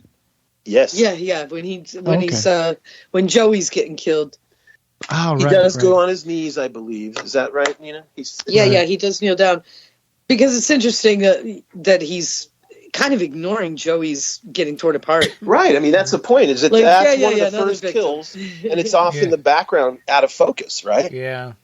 Well, he would have killed several people by now doing configurations. I love but also, I mean, we're not supposed to. He's not an important character. He was there to move the story along. Right. And unfortunately, like if you were reading the script and you saw that part and you got cast in that role, you'd be like, at least I get to be in the film, Yeah. Got paid in scale. Yeah, but the way they filmed that and focusing on him with his Leviathan configuration and just kind of out of focus in the background is all this horrible stuff happening that normally a typical sequel would have focused on that. Right. Also, the thing I was thinking about, is they kept mentioning in various places, because all I can go by is listening to things. They said sex worker a couple of different times, and I guess that's the sex worker. He's the sex worker. I think so. He's just a gigolo. Yeah. He does seem a little out of place in the party. Yeah, I think he was wandering around looking for customers. Oh, look. Or maybe he was invited there on purpose to be a victim, you know, and he kind of had a hint that Visnage was going to see him privately or something. Here we had Yinka Aloranif as the Weeper, and she was supposed to be something. She was supposed to turn into like a weirder character here, but I guess they didn't have. What was it, Ed? They didn't have time to figure that out, so they had like a couple of characters even that they didn't know if they would be able to do, you know, time-wise and stuff. One of them was Masqui, and the other one was the mother. And this was going to have a much more elaborate sequence where it was, you know, described in our interview like The Thing or Gremlins or something, where this character would split its arms and transform into some kind of a monster creature with like almost like spider legs or tentacles or something. That would be so They did cool. all the storyboards and planned it all out, but, you know, they're not going to show us that stuff if they decide to use it in a sequel.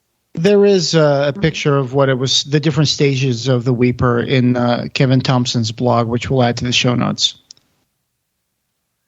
Okay, we're at the liminal configuration. And is that thing open in the front? Because it looks like there's a small opening in the face, right, where he's breathing from. I think that's just the mouth portion, right? That's open. Right.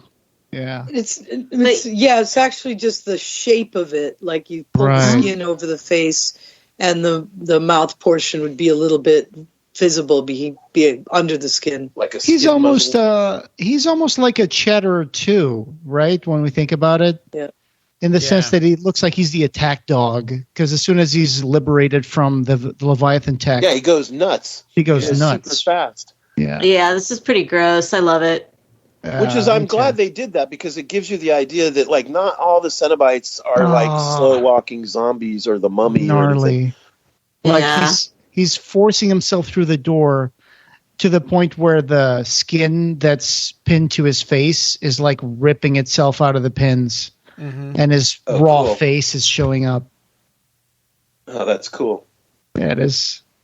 And then it just kind of loses it, and people are like, "Huh, that Cenobite he got defeated because he got stuck in a door." But it's like, yeah, but not just that. I mean, You got It's a Faraday door. And it was an interesting effect. Right. But I mean, that door, right, as Nina pointed out, is pretty freaking strong. It's meant to keep Cenobites in or out. Right. Yeah, And it's also, like, he in other hurts words, himself. how- Not like a normal door. How else would it work? It's got to have some sort of sigils or metal that is, special. Yeah, like an metal. alloy. Yeah, Right. Well, a specific type of metal. Right. I wonder if we'll ever find out any of that kind of stuff. Like if they'll make a novel out of this, or if we can get a copy of the script. Do they still make that? Do they still make movie tie-in novels? I think they do, right? Oh yeah. In fact, there's a documentary coming out that a guy that did the same Dune, Alejandro Jodorowsky's Dune documentary. That same guy is making a documentary about novels based on movies, novels. Oh, okay. Cool. That should be interesting. And Pete's will probably be in there, the Wishmaster one. Is his name Alan Dean Foster, the guy that wrote? No, but he's written a lot of novels. No, based I on mean movies. the guy that's written so many. You can see a little bit of the panel from the original box on the loom there. The part that sticks out of his back. In certain shots, you'll be able to see it. That thing on his back was described to me as sort of like square, boxy, rectangular, sort of like an engine block or something. Yeah, but it's like kind of like that. It's slimmer, it's like brass colored. Yeah, yeah, and it's kind of slimmer. I would say that thing's like 2 inches wide, and then it's like a foot long, and it's going right through him. And he's got his suit on, of course, so it's going right through the suit. I think it's more like 3 feet long. I could see that. Yeah. Yeah, it sounded like it was going to be huge to me, just from audio and verbal,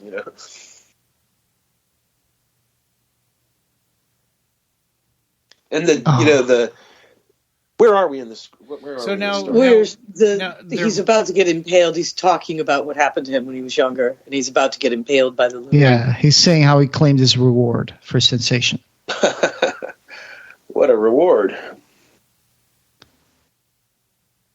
I think I remember seeing this guy in ER. I always thought he was a pretty good-looking guy. Yeah, I wonder what the script says. Were they looking for a man who looked kind of swarthy and, like he could be? Does he look like he could be Middle Eastern, or what is his, olive skin or? No, I mean, he could be Italian or Romanian or yeah, like maybe he comes from the part of the world, Serbia. He's got the black hair and the dark eyes. Yeah. So I wonder if the description in the script was like that, and they went looking for somebody who resembled this man, or if it just so happened that they did a bunch of casting calls, and he was the best one, I'm sure there must have been some interview where they talk about the casting process. I know for sure that they cast Jamie Clayton late into the process, for example, to the point where some of the makeups. He didn't have very much time at all before they left for Serbia because of that, They were making makeups with generic busts when they didn't have the proper molds of the actors yet. Right. So it's amazing how they all pulled this together, and I'm guessing this was shot during the pandemic as well. So that's good job to them for being able to do that. Yeah, the rules are pretty strict. But it is really, really nice how they did it. But I mean, think about it. The only thing that has a lot of people is that party scene at the very beginning. And even then, it's not as many people as you could have. All the sex going on in the background. And everything. Everybody is, I just realized everybody is socially distanced in this particular shot. Yeah. Right. And I mean, but it still works, and it's very, very effective too. Yeah. And it's nice that we don't have too many people to worry about. Go look at our video where there's photos that are so funny because, the makeup artists are wearing, COVID masks and stuff, and they're working, and, everybody's got to, follow the protocols and stuff. Yeah. Well, I mean, like SAG rules specifically for actors, like if they're SAG, which I'm pretty sure I imagine that they would be, like, why wouldn't they be? The SAG rules are really... They're pretty specific as to what's safe and what's not safe. And then you have to have COVID compliance officers and stuff like that, making sure. I love how so far the Hell Priest has been standing outside waiting for the moment to enter the house. It's just like, I'm chilling here. I have no anxiety whatsoever. I know that I'm in control of this thing. So I'll go in when the time is right. Like a general. Yeah. Your bargaining posture is highly dubious. I love that the box keeps the blood that absorbs from each victim, and then it just releases it now. Yeah. Oh, what a beautiful shot of Jamie Clayton here. Yeah, my friend Jeremy, Nina was telling me, posted on his Facebook a really cool photo of Jamie, a new one. Yeah, Joe and I were talking about that the other day, about how she has just a really wonderful and fantastic facial structure. You know, she has it's very regal look, so it works really and really beautifully intense for this. eyes, right? Yeah, definitely. I love the Leviathan coming in over the labyrinth, which has somehow overlapped itself around the house. It's so nice. Now, kind of reminds me of the Overwatch, the Overlook Hotel. In The Shining. Topiary and puzzle around the hotel. Yeah. The maze of the puzzle. And now this has got to be CGI, of course, right? I think mask?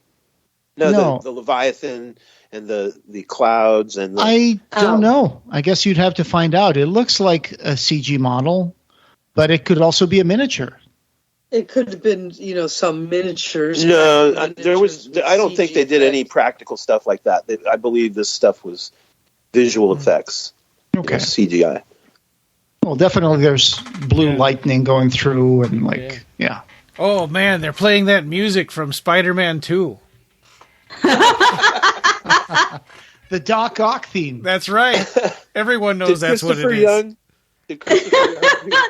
When we first realized that, he was also the composer for those, and then we were watching them with River when she was little, and we're like, "Oh my god, I hear it!" Yeah, it was so obvious. Yeah, and it was because he kept saying, "Make it more like the Hellraiser 2 theme." He's like, "Why don't I just use that then?" And so that's what they did. But I mean, it's a great piece of music, so why would you not? Well, I mean, you wouldn't want to use it just the once. Yeah. And it's scored so beautifully right now. I mean, the music ends right when the doors close in front of Pinhead and everything stops. It's amazing. Yeah. And the mask is so creepy. The fact that he's got that, skinned face just hanging there with nothing behind it. And still it moves its mouth. Does his body resemble the Robotrix robot from Metropolis? I wouldn't say that. Maybe a little bit. I think a little. Yeah. I think there's something about the way that what they call the Leviathan tech has sort of mechanized their bodies. Right. So their bodies are part human, part Mechanized. almost, I don't want to say like cyborg, but Borg. Yeah, they've all got machinery in their bodies. Yeah. The Borg are basically space Cenobites. Oh, yeah. Yeah. God, Voight's monologue here is just amazing. It's just so intense. Yeah. He's like standing up to hell.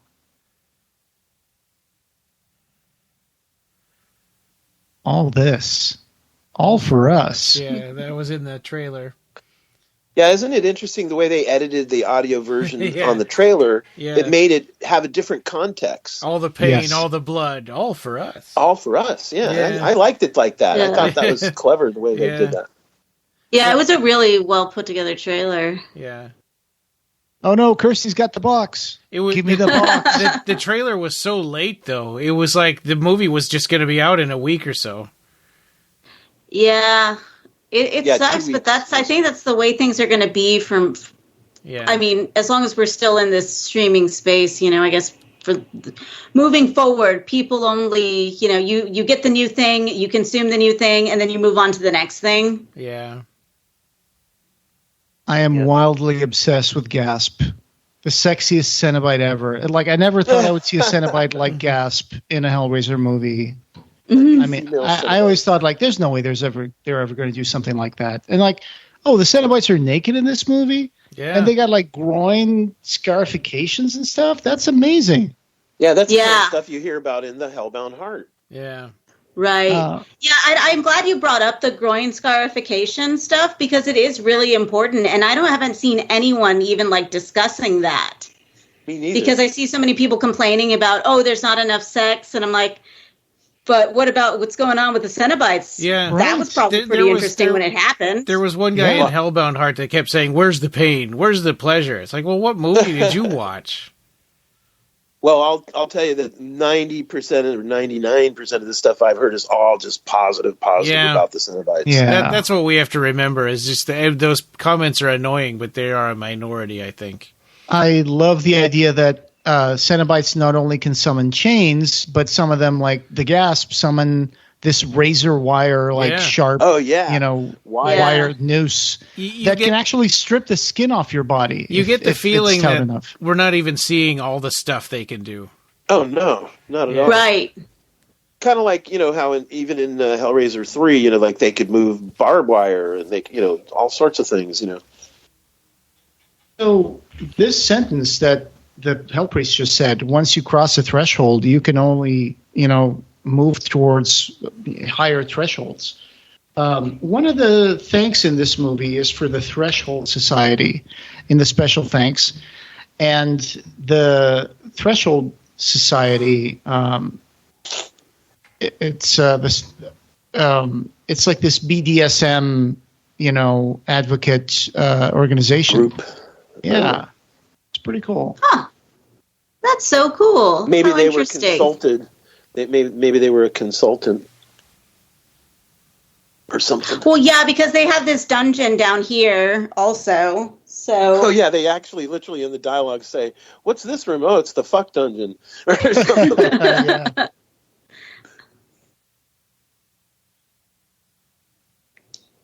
Like I think one or two of the characters are talking to each other, and after they just said more than once or something like that. Said more than once. It's like the next time they say something like, "Well, I don't want to be killed down here in this fuck dungeon," or something like that. The way that the Hell Priest's fingers are permanently stained, and the nails are red, and it's kind of stained the same way that Pinhead in the original Hellraiser was. Yeah. Definitely. Mm-hmm. Yeah, Doug used to have to dip his hand in blood every time. Yeah. Yeah, so what do you guys think of the new idea that they're still wearing, like leather garments, but it's skin, it's their leather, their skin Right. is, they just the garment. They cut it up, it and fold it up in different ways. Yeah. I think it was a really interesting new idea. I like it. I think it is very effective. And it makes sense because that would be horrible if that happened to you. Yeah. So there's no Wilson's House of Leather in hell. In hell. Is that everywhere? Is that in Alaska too? Because we have Wilson's House of Leather. No, just not in Alaska. They're in. I think it looks amazing, especially when you look at the original concept art. You would see in the Hell Priest skirt that it's made out of the, Yeah, you can see a foot down there. You can see the little toes at the bottom of the hem of the skirt. Because it's flayed out of the leg. I have to say, Nina saw that, and she was pointing that out to me, and I'm like, oh, that's so cool. I had heard all along that the skirt was a skirt made from skin, Yeah. And this scene of him, his skin growing back together, it totally reminds me of Frank's resurrection, and I really appreciate the fact that his clothes didn't heal. I hate that in movies when that happens. Yeah. Right. When the jacket becomes immaculate. Yeah. Mm-hmm. I also think Riley stabbing Trevor with the point of the box was a bit like Frank and Julia. Yeah, sure. Nothing personal, babe. Right.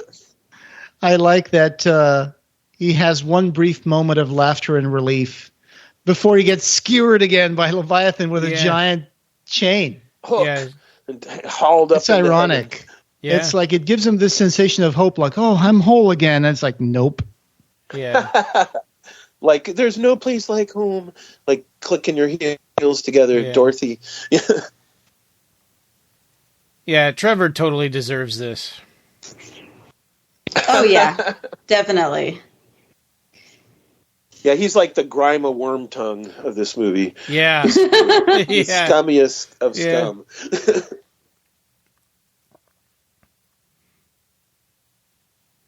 And now he's getting all tangled up. And I like the part where his arm gets flayed by the wire as it keeps Ugh. pulling down. Yeah, that's tough to watch. Effects people love to hear that. Again, I love that lighting in the back in the stairway. Yeah, that stuff like the skin being peeled off of his arm and his hand, that feels real. Real, It feels yeah, real, because yeah. it is real. It's rubber, it's happening Yeah. in front of the camera. Yeah. And Ed, every time a wire would wrap itself around the body part, a little squirt of blood underneath would just squirt, which is even cooler. This totally looks like a miniature, by the way. This pit of hell feels real because it's not so grounded in fantasy. That's like something you could kind of imagine on yourself, and it's just yeah, like the nail that scratches Right. Larry. Right? Exactly. Yeah. On the You hand, relate yeah. to that. We've all done something like that. Because everybody's been cut by something. Yeah. And Even here's a paper cut. the original Hellraiser theme now. I love it when they're going towards the car and then they're just sitting in the car and this guy's covered in blood. Yeah. And he's been bleeding this whole time. It's like the other day when I was He'd be dead. when I was opening boxes bled after out. I moved, I accidentally slipped and I cut myself with an X-Acto knife and with a box cutter. And I didn't feel it at the time, but it was a tiny cut. But all of a sudden, it was bleeding and dripping all over the floor. And it was just like after I washed it, it was a tiny cut. So a tiny cut can bleed so much. It's crazy. Yeah. And be so painful. And that guy Yeah. had Right. razor wire cutting into his arms and legs. Here we come to the point of decision. She's right in the middle of that central circle, and the light from the previous chandelier was just glowing behind her head. It was amazing. Do you guys think that they show the box enough? Like, in other words, in these kind of scenes, where the box is there and stuff, but they're not doing a close-up like in Hellraiser where they made like a 2-foot by 2-foot box, Oh, yeah, I totally think they show the box a lot. Yeah. More And than the we box is a lot of especially good since they have it animations. going through so many configurations too. That's pretty difficult because they could probably make just a whole movie on one configuration and another whole movie on one configuration. Oh, yeah. And I know some of our listeners have listened to other episodes where I've asked this before, but now that we're doing the commentary track, what would you think would have happened if she said, yes, I want Lazarus? How would her brother be returned to her with a twist? Wouldn't have been good. Yeah. He would have tried to eat her. Or maybe The twins. Maybe it would be like the twins. or she would be Which sent twins? to hell to be with him in hell instead of him coming to Earth. Right. Or my idea is he would have returned flayed like when she sees him in the mirror Yeah. Uh-huh. in pain. Like living like a Frank where he needs skin. Yeah, and he Yeah. keeps saying, Yeah. why did you do this to me? I just want to die, and he can't die. But that's what I was saying about the twins is that, they get smushed together. Yeah.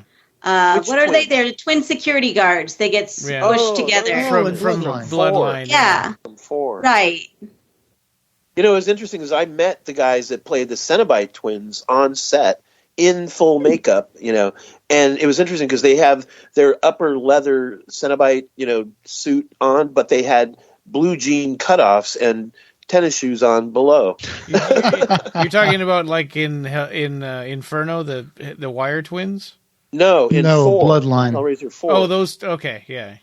Yeah. and they were walking around backstage, and I'm talking to them and stuff, Yeah. and they have this little flappy thing that's the curls around the circular. Right. Actually, that's kind of interesting because we didn't really think about that, but that circular thing that's in between those two twins is like Leviathan tech. It sure is, yeah. Like the thing that ends up in this pinhead's neck. Yeah. Or that pump that pumps the blood into the blood out of Chenard. Right? Chenard. Yeah. Yes. The Cenobite maker.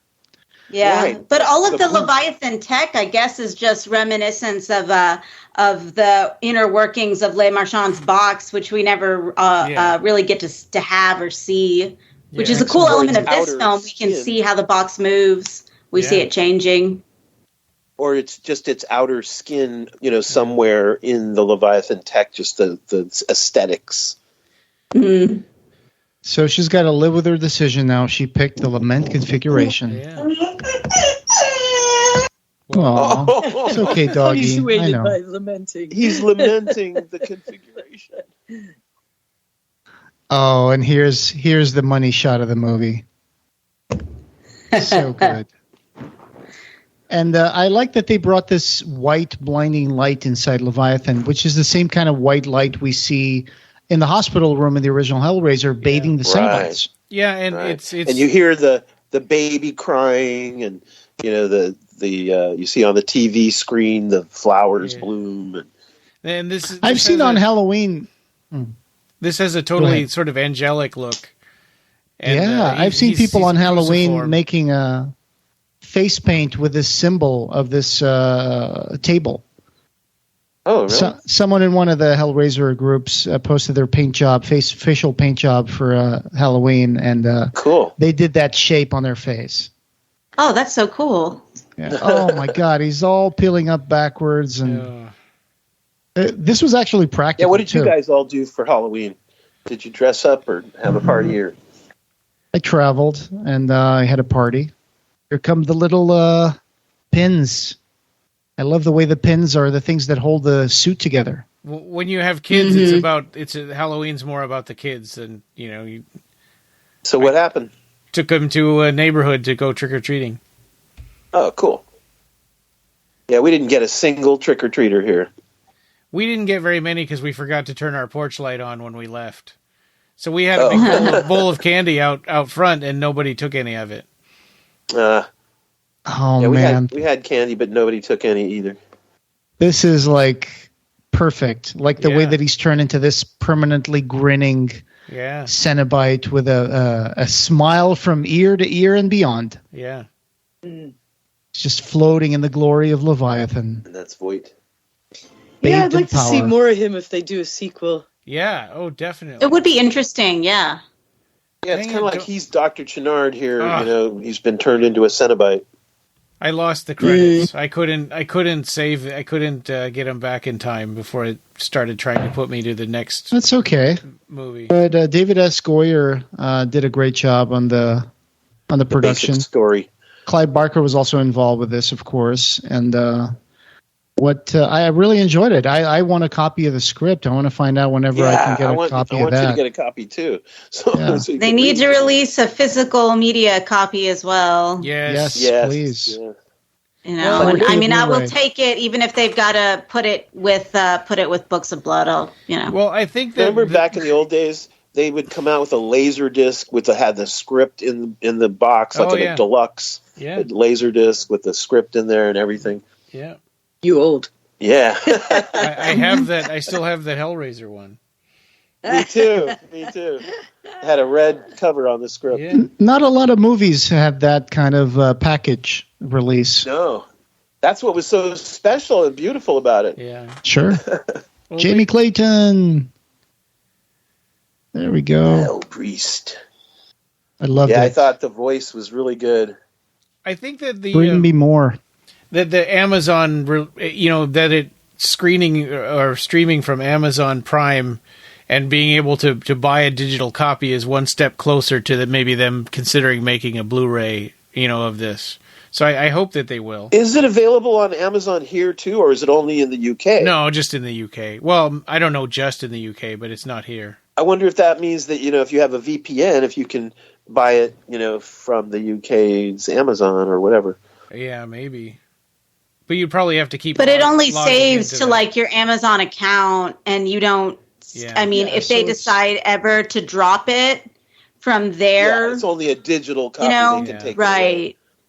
Yeah, the Hellraiser 2022 is not on American Amazon. I just looked on Prime Video and I don't see it there. Yeah. And it's strange because I think Hellraiser 1 and 2 are on Netflix. And Hulu has Hellraisers 3, 4, 5, 6, 7, 8. I think that's it. Okay. Yeah. Yeah, it's funny how all that stuff gets split up, because like a lot of times if you're buying something, let's say, I don't know, a cup or something that's Hellraiser, it'll say Hellraiser, Hellraiser 3, Hell on Earth. Yeah. Yeah, because Hellraiser... but we have stuff that says Inferno on it, too. Yeah. Well, guess what? I have a shelf where you can just watch all of them.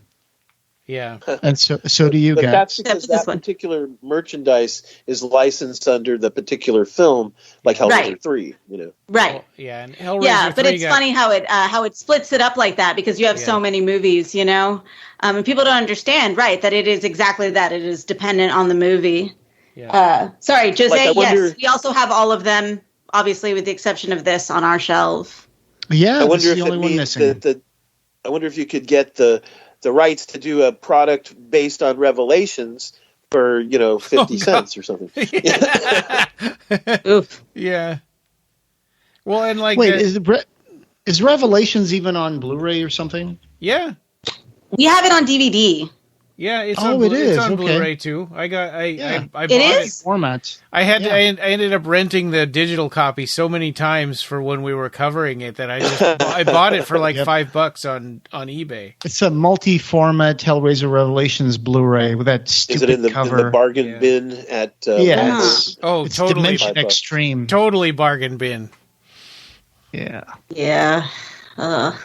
Have you ever heard Gary Tunnicliffe talking about how they bought the Pinhead suit off of eBay for $400 from a cosplayer for Revelations? And then Mike Regan had to, fix it up and stuff because they didn't even know who was going to wear it, what body size or anything, That's painful to hear. Well, they didn't have a lot of money for that one, like $7,000 or whatever was the budget for That's effects. Paying everybody on set. The makeup artists and everybody on set, that's all. Everybody. I mean, God, I think I heard that they slept in the workshop and stuff. They didn't even pay them enough for hotels and things. Yeah. Blame the stupid Weinsteins. Right. Yes, actually, that is something that, let's see, the night before this movie was actually released, that was one of the last things. I was like, okay, go to sleep. I know you're super excited, but you really need to sleep. Talking to myself, hey, dude, chill out. Well, because I haven't been letting myself get excited because otherwise I'd be too excited. Anyway, so that was something that dawned on me that night was that this is going to be finally away from their hands. Yeah. From the Weinstein's hands, because they really didn't care about the story. They really didn't care about the franchise. They just wanted to keep pumping them out. And then they got to that point there for a while where they were sharing the budget with the Children of the Corn movies, Yeah. It's like, that's ridiculous. Yeah, they were, it was horrible. It was money, money, money, money. Yeah. So before Halloween, and speaking of Weinstein, I mean, geez, I don't even know if I should bring this into the episode, but... Have you heard that? One of the costumes that you shouldn't wear is a Weinstein? No. It's no. You can dress up as Harvey Weinstein for all I care. It's sorry, this is a horrible thing. But Harvey Weinstein's testicles were being discussed in court. What? At the end of October. Yeah. Oh, turns out has to say what they look like to prove that they saw them. Well, no, but it was a Los Angeles ongoing rape trial, and Jane Doe number 1 told jurors blah blah blah that Weinstein made her perform oral this and that, and said you got to suck this and suck my that, and then on cross-examination, defense attorney Alan Jackson asked Jane Doe number 1. Why did you tell? Oh my God! I can't believe I'm saying this. Why did you say that Weinstein's so and so were in your mouth if he did not have them? And then he dropped this bomb on the court. Says the reason that you changed your story is because you realized at some point Mr. Weinstein does not have testicles in his scrotum. It turns out that Weinstein had an infection years ago. Them removed? He had them moved to his inner groin on his thighs. So they're not actually where most people have them. So if it were true, then she would know that. I see. It got to this weird, like I was just imagining Harvey Weinstein on the Cenobite table and having like his stuff get all moved around. He's a mutated. Yeah, he's a mutated Cenobite. Much more disturbing than the movie that we just watched. It is, right? Isn't it? Yeah. I mean, too much information. Hey, Yes. I'm waiting for somebody to meme Julia into a Paul Pelosi. I'm sorry, but if I'm going to tell this story about Harvey Weinstein, I'm going to tell it in a Hellraiser commentary track because this shit is whack, yo. Oh, it is whack. That's hilarious, though. Yeah, I made the mistake of opening, I think, like a Variety article or something, and it was pretty graphic, and I was very uncomfortable. And you know, and it's really, really scary and sad and tragic because, like, one of the women that, or I guess the woman that the article was focusing on was saying that she was excited because they were like at a really nice film festival. I don't remember which one, you know, something like Cannes, but not that. That's where the incident took place. Yeah, and then she thought that she felt safe around him because everyone else was being normal. And so when he invited her back to the room, he invited her back to his room under the guise of, oh, we're going to read the script. And she was like, well, I'm really young. I was really young. She's in her early 20s. And so she believed him. Like, it was very, very predatory, you know, and obviously she didn't know any better. And like, just that whole thing, I could see how this happens. Mm-hmm. Oh, well, yeah. It's been happening since the 20s. And the screw Weinstein and screw his empty flappy sack. That's what I have to say about that. I was going to say, bringing it up during a Hellraiser commentary. I like that he's like, oh, I'm so nervous about telling this story. Right? Yeah, Nina met him. Yeah, but when I met him, we were surrounded by Clive's artwork because we were at Best Cutler's Gallery. Wow. So, and I mean, of course, the way that people act, though, they're not going to be weird and creepy in public, you know? Yeah, they save that for when they come out of the shower in their hotel room and drop the robe. Right. Yeah. Anyway. Ugh. Anyway, sorry I had to subject you guys to that story, but I think this was a perfect weird surreal. We should bring it back up, though. I don't want to end on a down note. Sorry. Yeah, no, but I enjoy this. I want to see more of this world. I want to see more. I mean, the next day after I saw this, I maybe overreacted, but I posted, I've seen the future of Hellraiser, and its name is David Bruckner. And it's like, I really enjoyed it. I liked it. And I've seen it a few more times since then. And I just love it. This is what I wanted out of this. Yeah. It holds up to rewatching. It does. It does. We could end on this note too, that Nina and I will be doing more interviews. We got one scheduled with Mikey Rotella, who sculpted the Chatterer, and we've got one scheduled with the artist Keith Thompson. Well, we're talking to him. Yes, about doing an interview as well. So we'll get into the head of how he came up with all these different Cenobites and their names. That'll be awesome. Can't wait to hear that. Yeah, we'll definitely talk about that. And Catalina, what's going on with you guys? Nothing really. Right. You could just say you're juggling post-production on a few projects, right? No, I'm not. No. Did you have a happy Halloween with your kids and all that? Oh, yeah. Sorry. What Ryan said about, Halloween being focused on the kids. It's so funny. Like our October, really, quite honestly, our Octobers are usually the most wholesome Octobers ever, or we like do all the fun family related October things. Yeah. That's great. Halloween for me is every other month of the year. Yeah, there you for go. us, it's Halloween is every day. Yeah, exactly. I traveled, in reply to your question, I'll just say real quick what I did for Halloween was I traveled back to the place where I moved from a couple of months ago, and we spent the weekend there. We got to see some friends that we had there, went to a couple of shops and a brewery that we used to hang out at. So we pretty much hung out at the brewery on Halloween night, dressed up.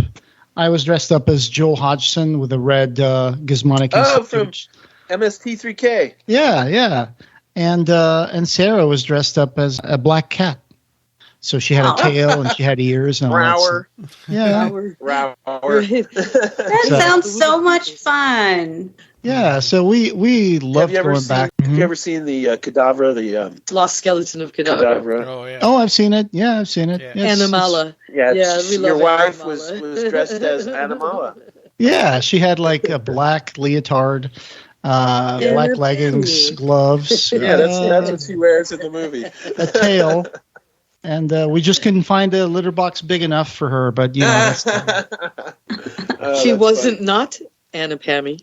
Yeah, maybe if That's a really anyway. obscure joke. And then yesterday we decided, hey, you know, let's go do something here for Halloween. So we went to this restaurant in Cleveland called The Haunted House, and it once I got in there, it's like all the decorations are horror movies.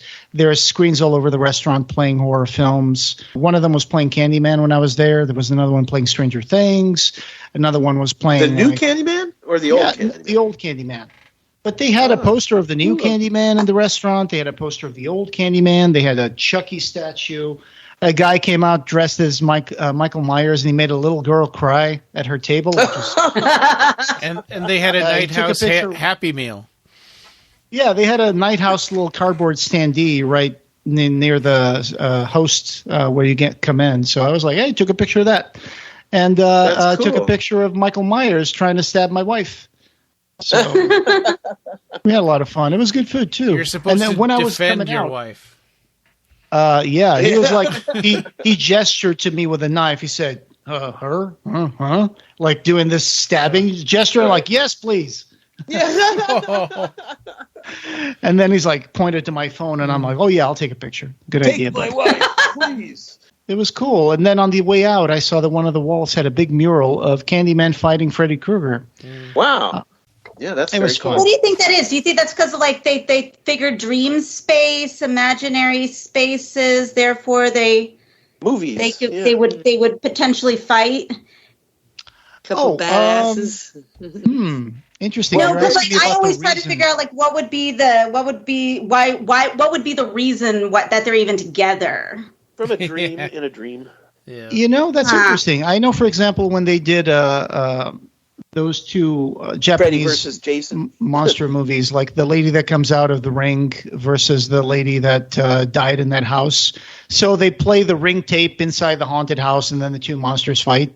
Oh, that's fun. Yeah, Ryan, you must know that, right? I mean, have you I ever seen didn't the know ring? about that. Ring Yeah, Group? I've seen The Ring, but I don't remember that there was a fight between that one matchup. and the Grudge. Oh, Yeah. I think it was one of the newer ones. Yeah, it was one of the newer Right. ones. It was the Yeah, ring. where they had and the then two. there's- It was the matchup. Yeah, and then there's another one That that's sounds a terrible. franchise. With I know. And guess what? They merge at the end. But anyway, I probably Oh, that spoiled. sounds like Doug and Silly, but it's fun. Yeah, mean but like Yeah, so Joe I don't keeps know trying to why. force me to watch Freddy versus Jason, and I just can't do it. But I'm going to get there eventually. You don't. I think Don't I've seen have that in to. the It's theater. terrible. It's fun. It's No, fun it's though. not. It's not fun. It's 90 minutes of your life you don't get back. That's fair. That's a fair That's assessment. Revelations. Yeah. Oh man, yeah, that was rough. I don't know if anyone else rewatched all of them before watching this Not one, this but yeah, time. But we watched Revelations. I watched it 4 times for when it came out for our podcast. Right. You are into the pain. Yeah, I was Pain and punching my pleasure. chair and yelling at the TV. Punching yourself in the head.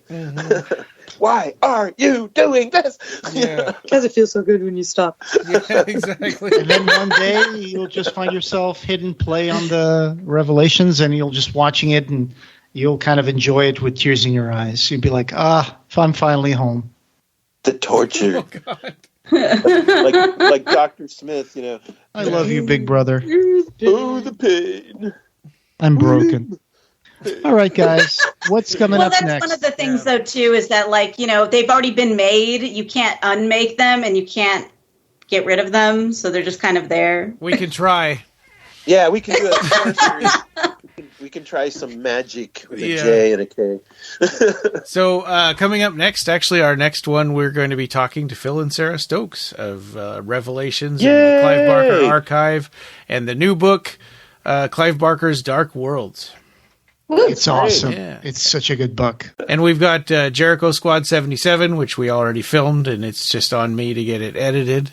We've got commentary classics. We'll continue again with Hellraiser, Hellworld, and Visions of Heaven and Hell. We'll talk about that sometime soon.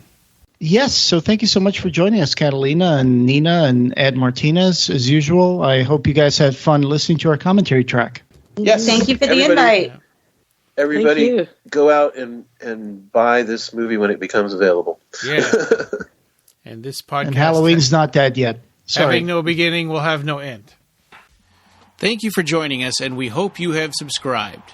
You can find the Clive Barker Podcast wherever you find audio. Show notes for this episode, as well as news and reviews, can be found at our website at www.clivebarkercast.com. The Clive Barker Podcast, or BarkerCast, is an independent editorial podcast and blog that is not affiliated with or under contract by Clive Barker or Seraphim Inc. This is a labor of love by the fans for the fans. Watch for our annual Kickstarter fundraisers to get some cool stuff, and you can buy t-shirts on our TeePublic store. Go to tpublic.com and search for BarkerCast.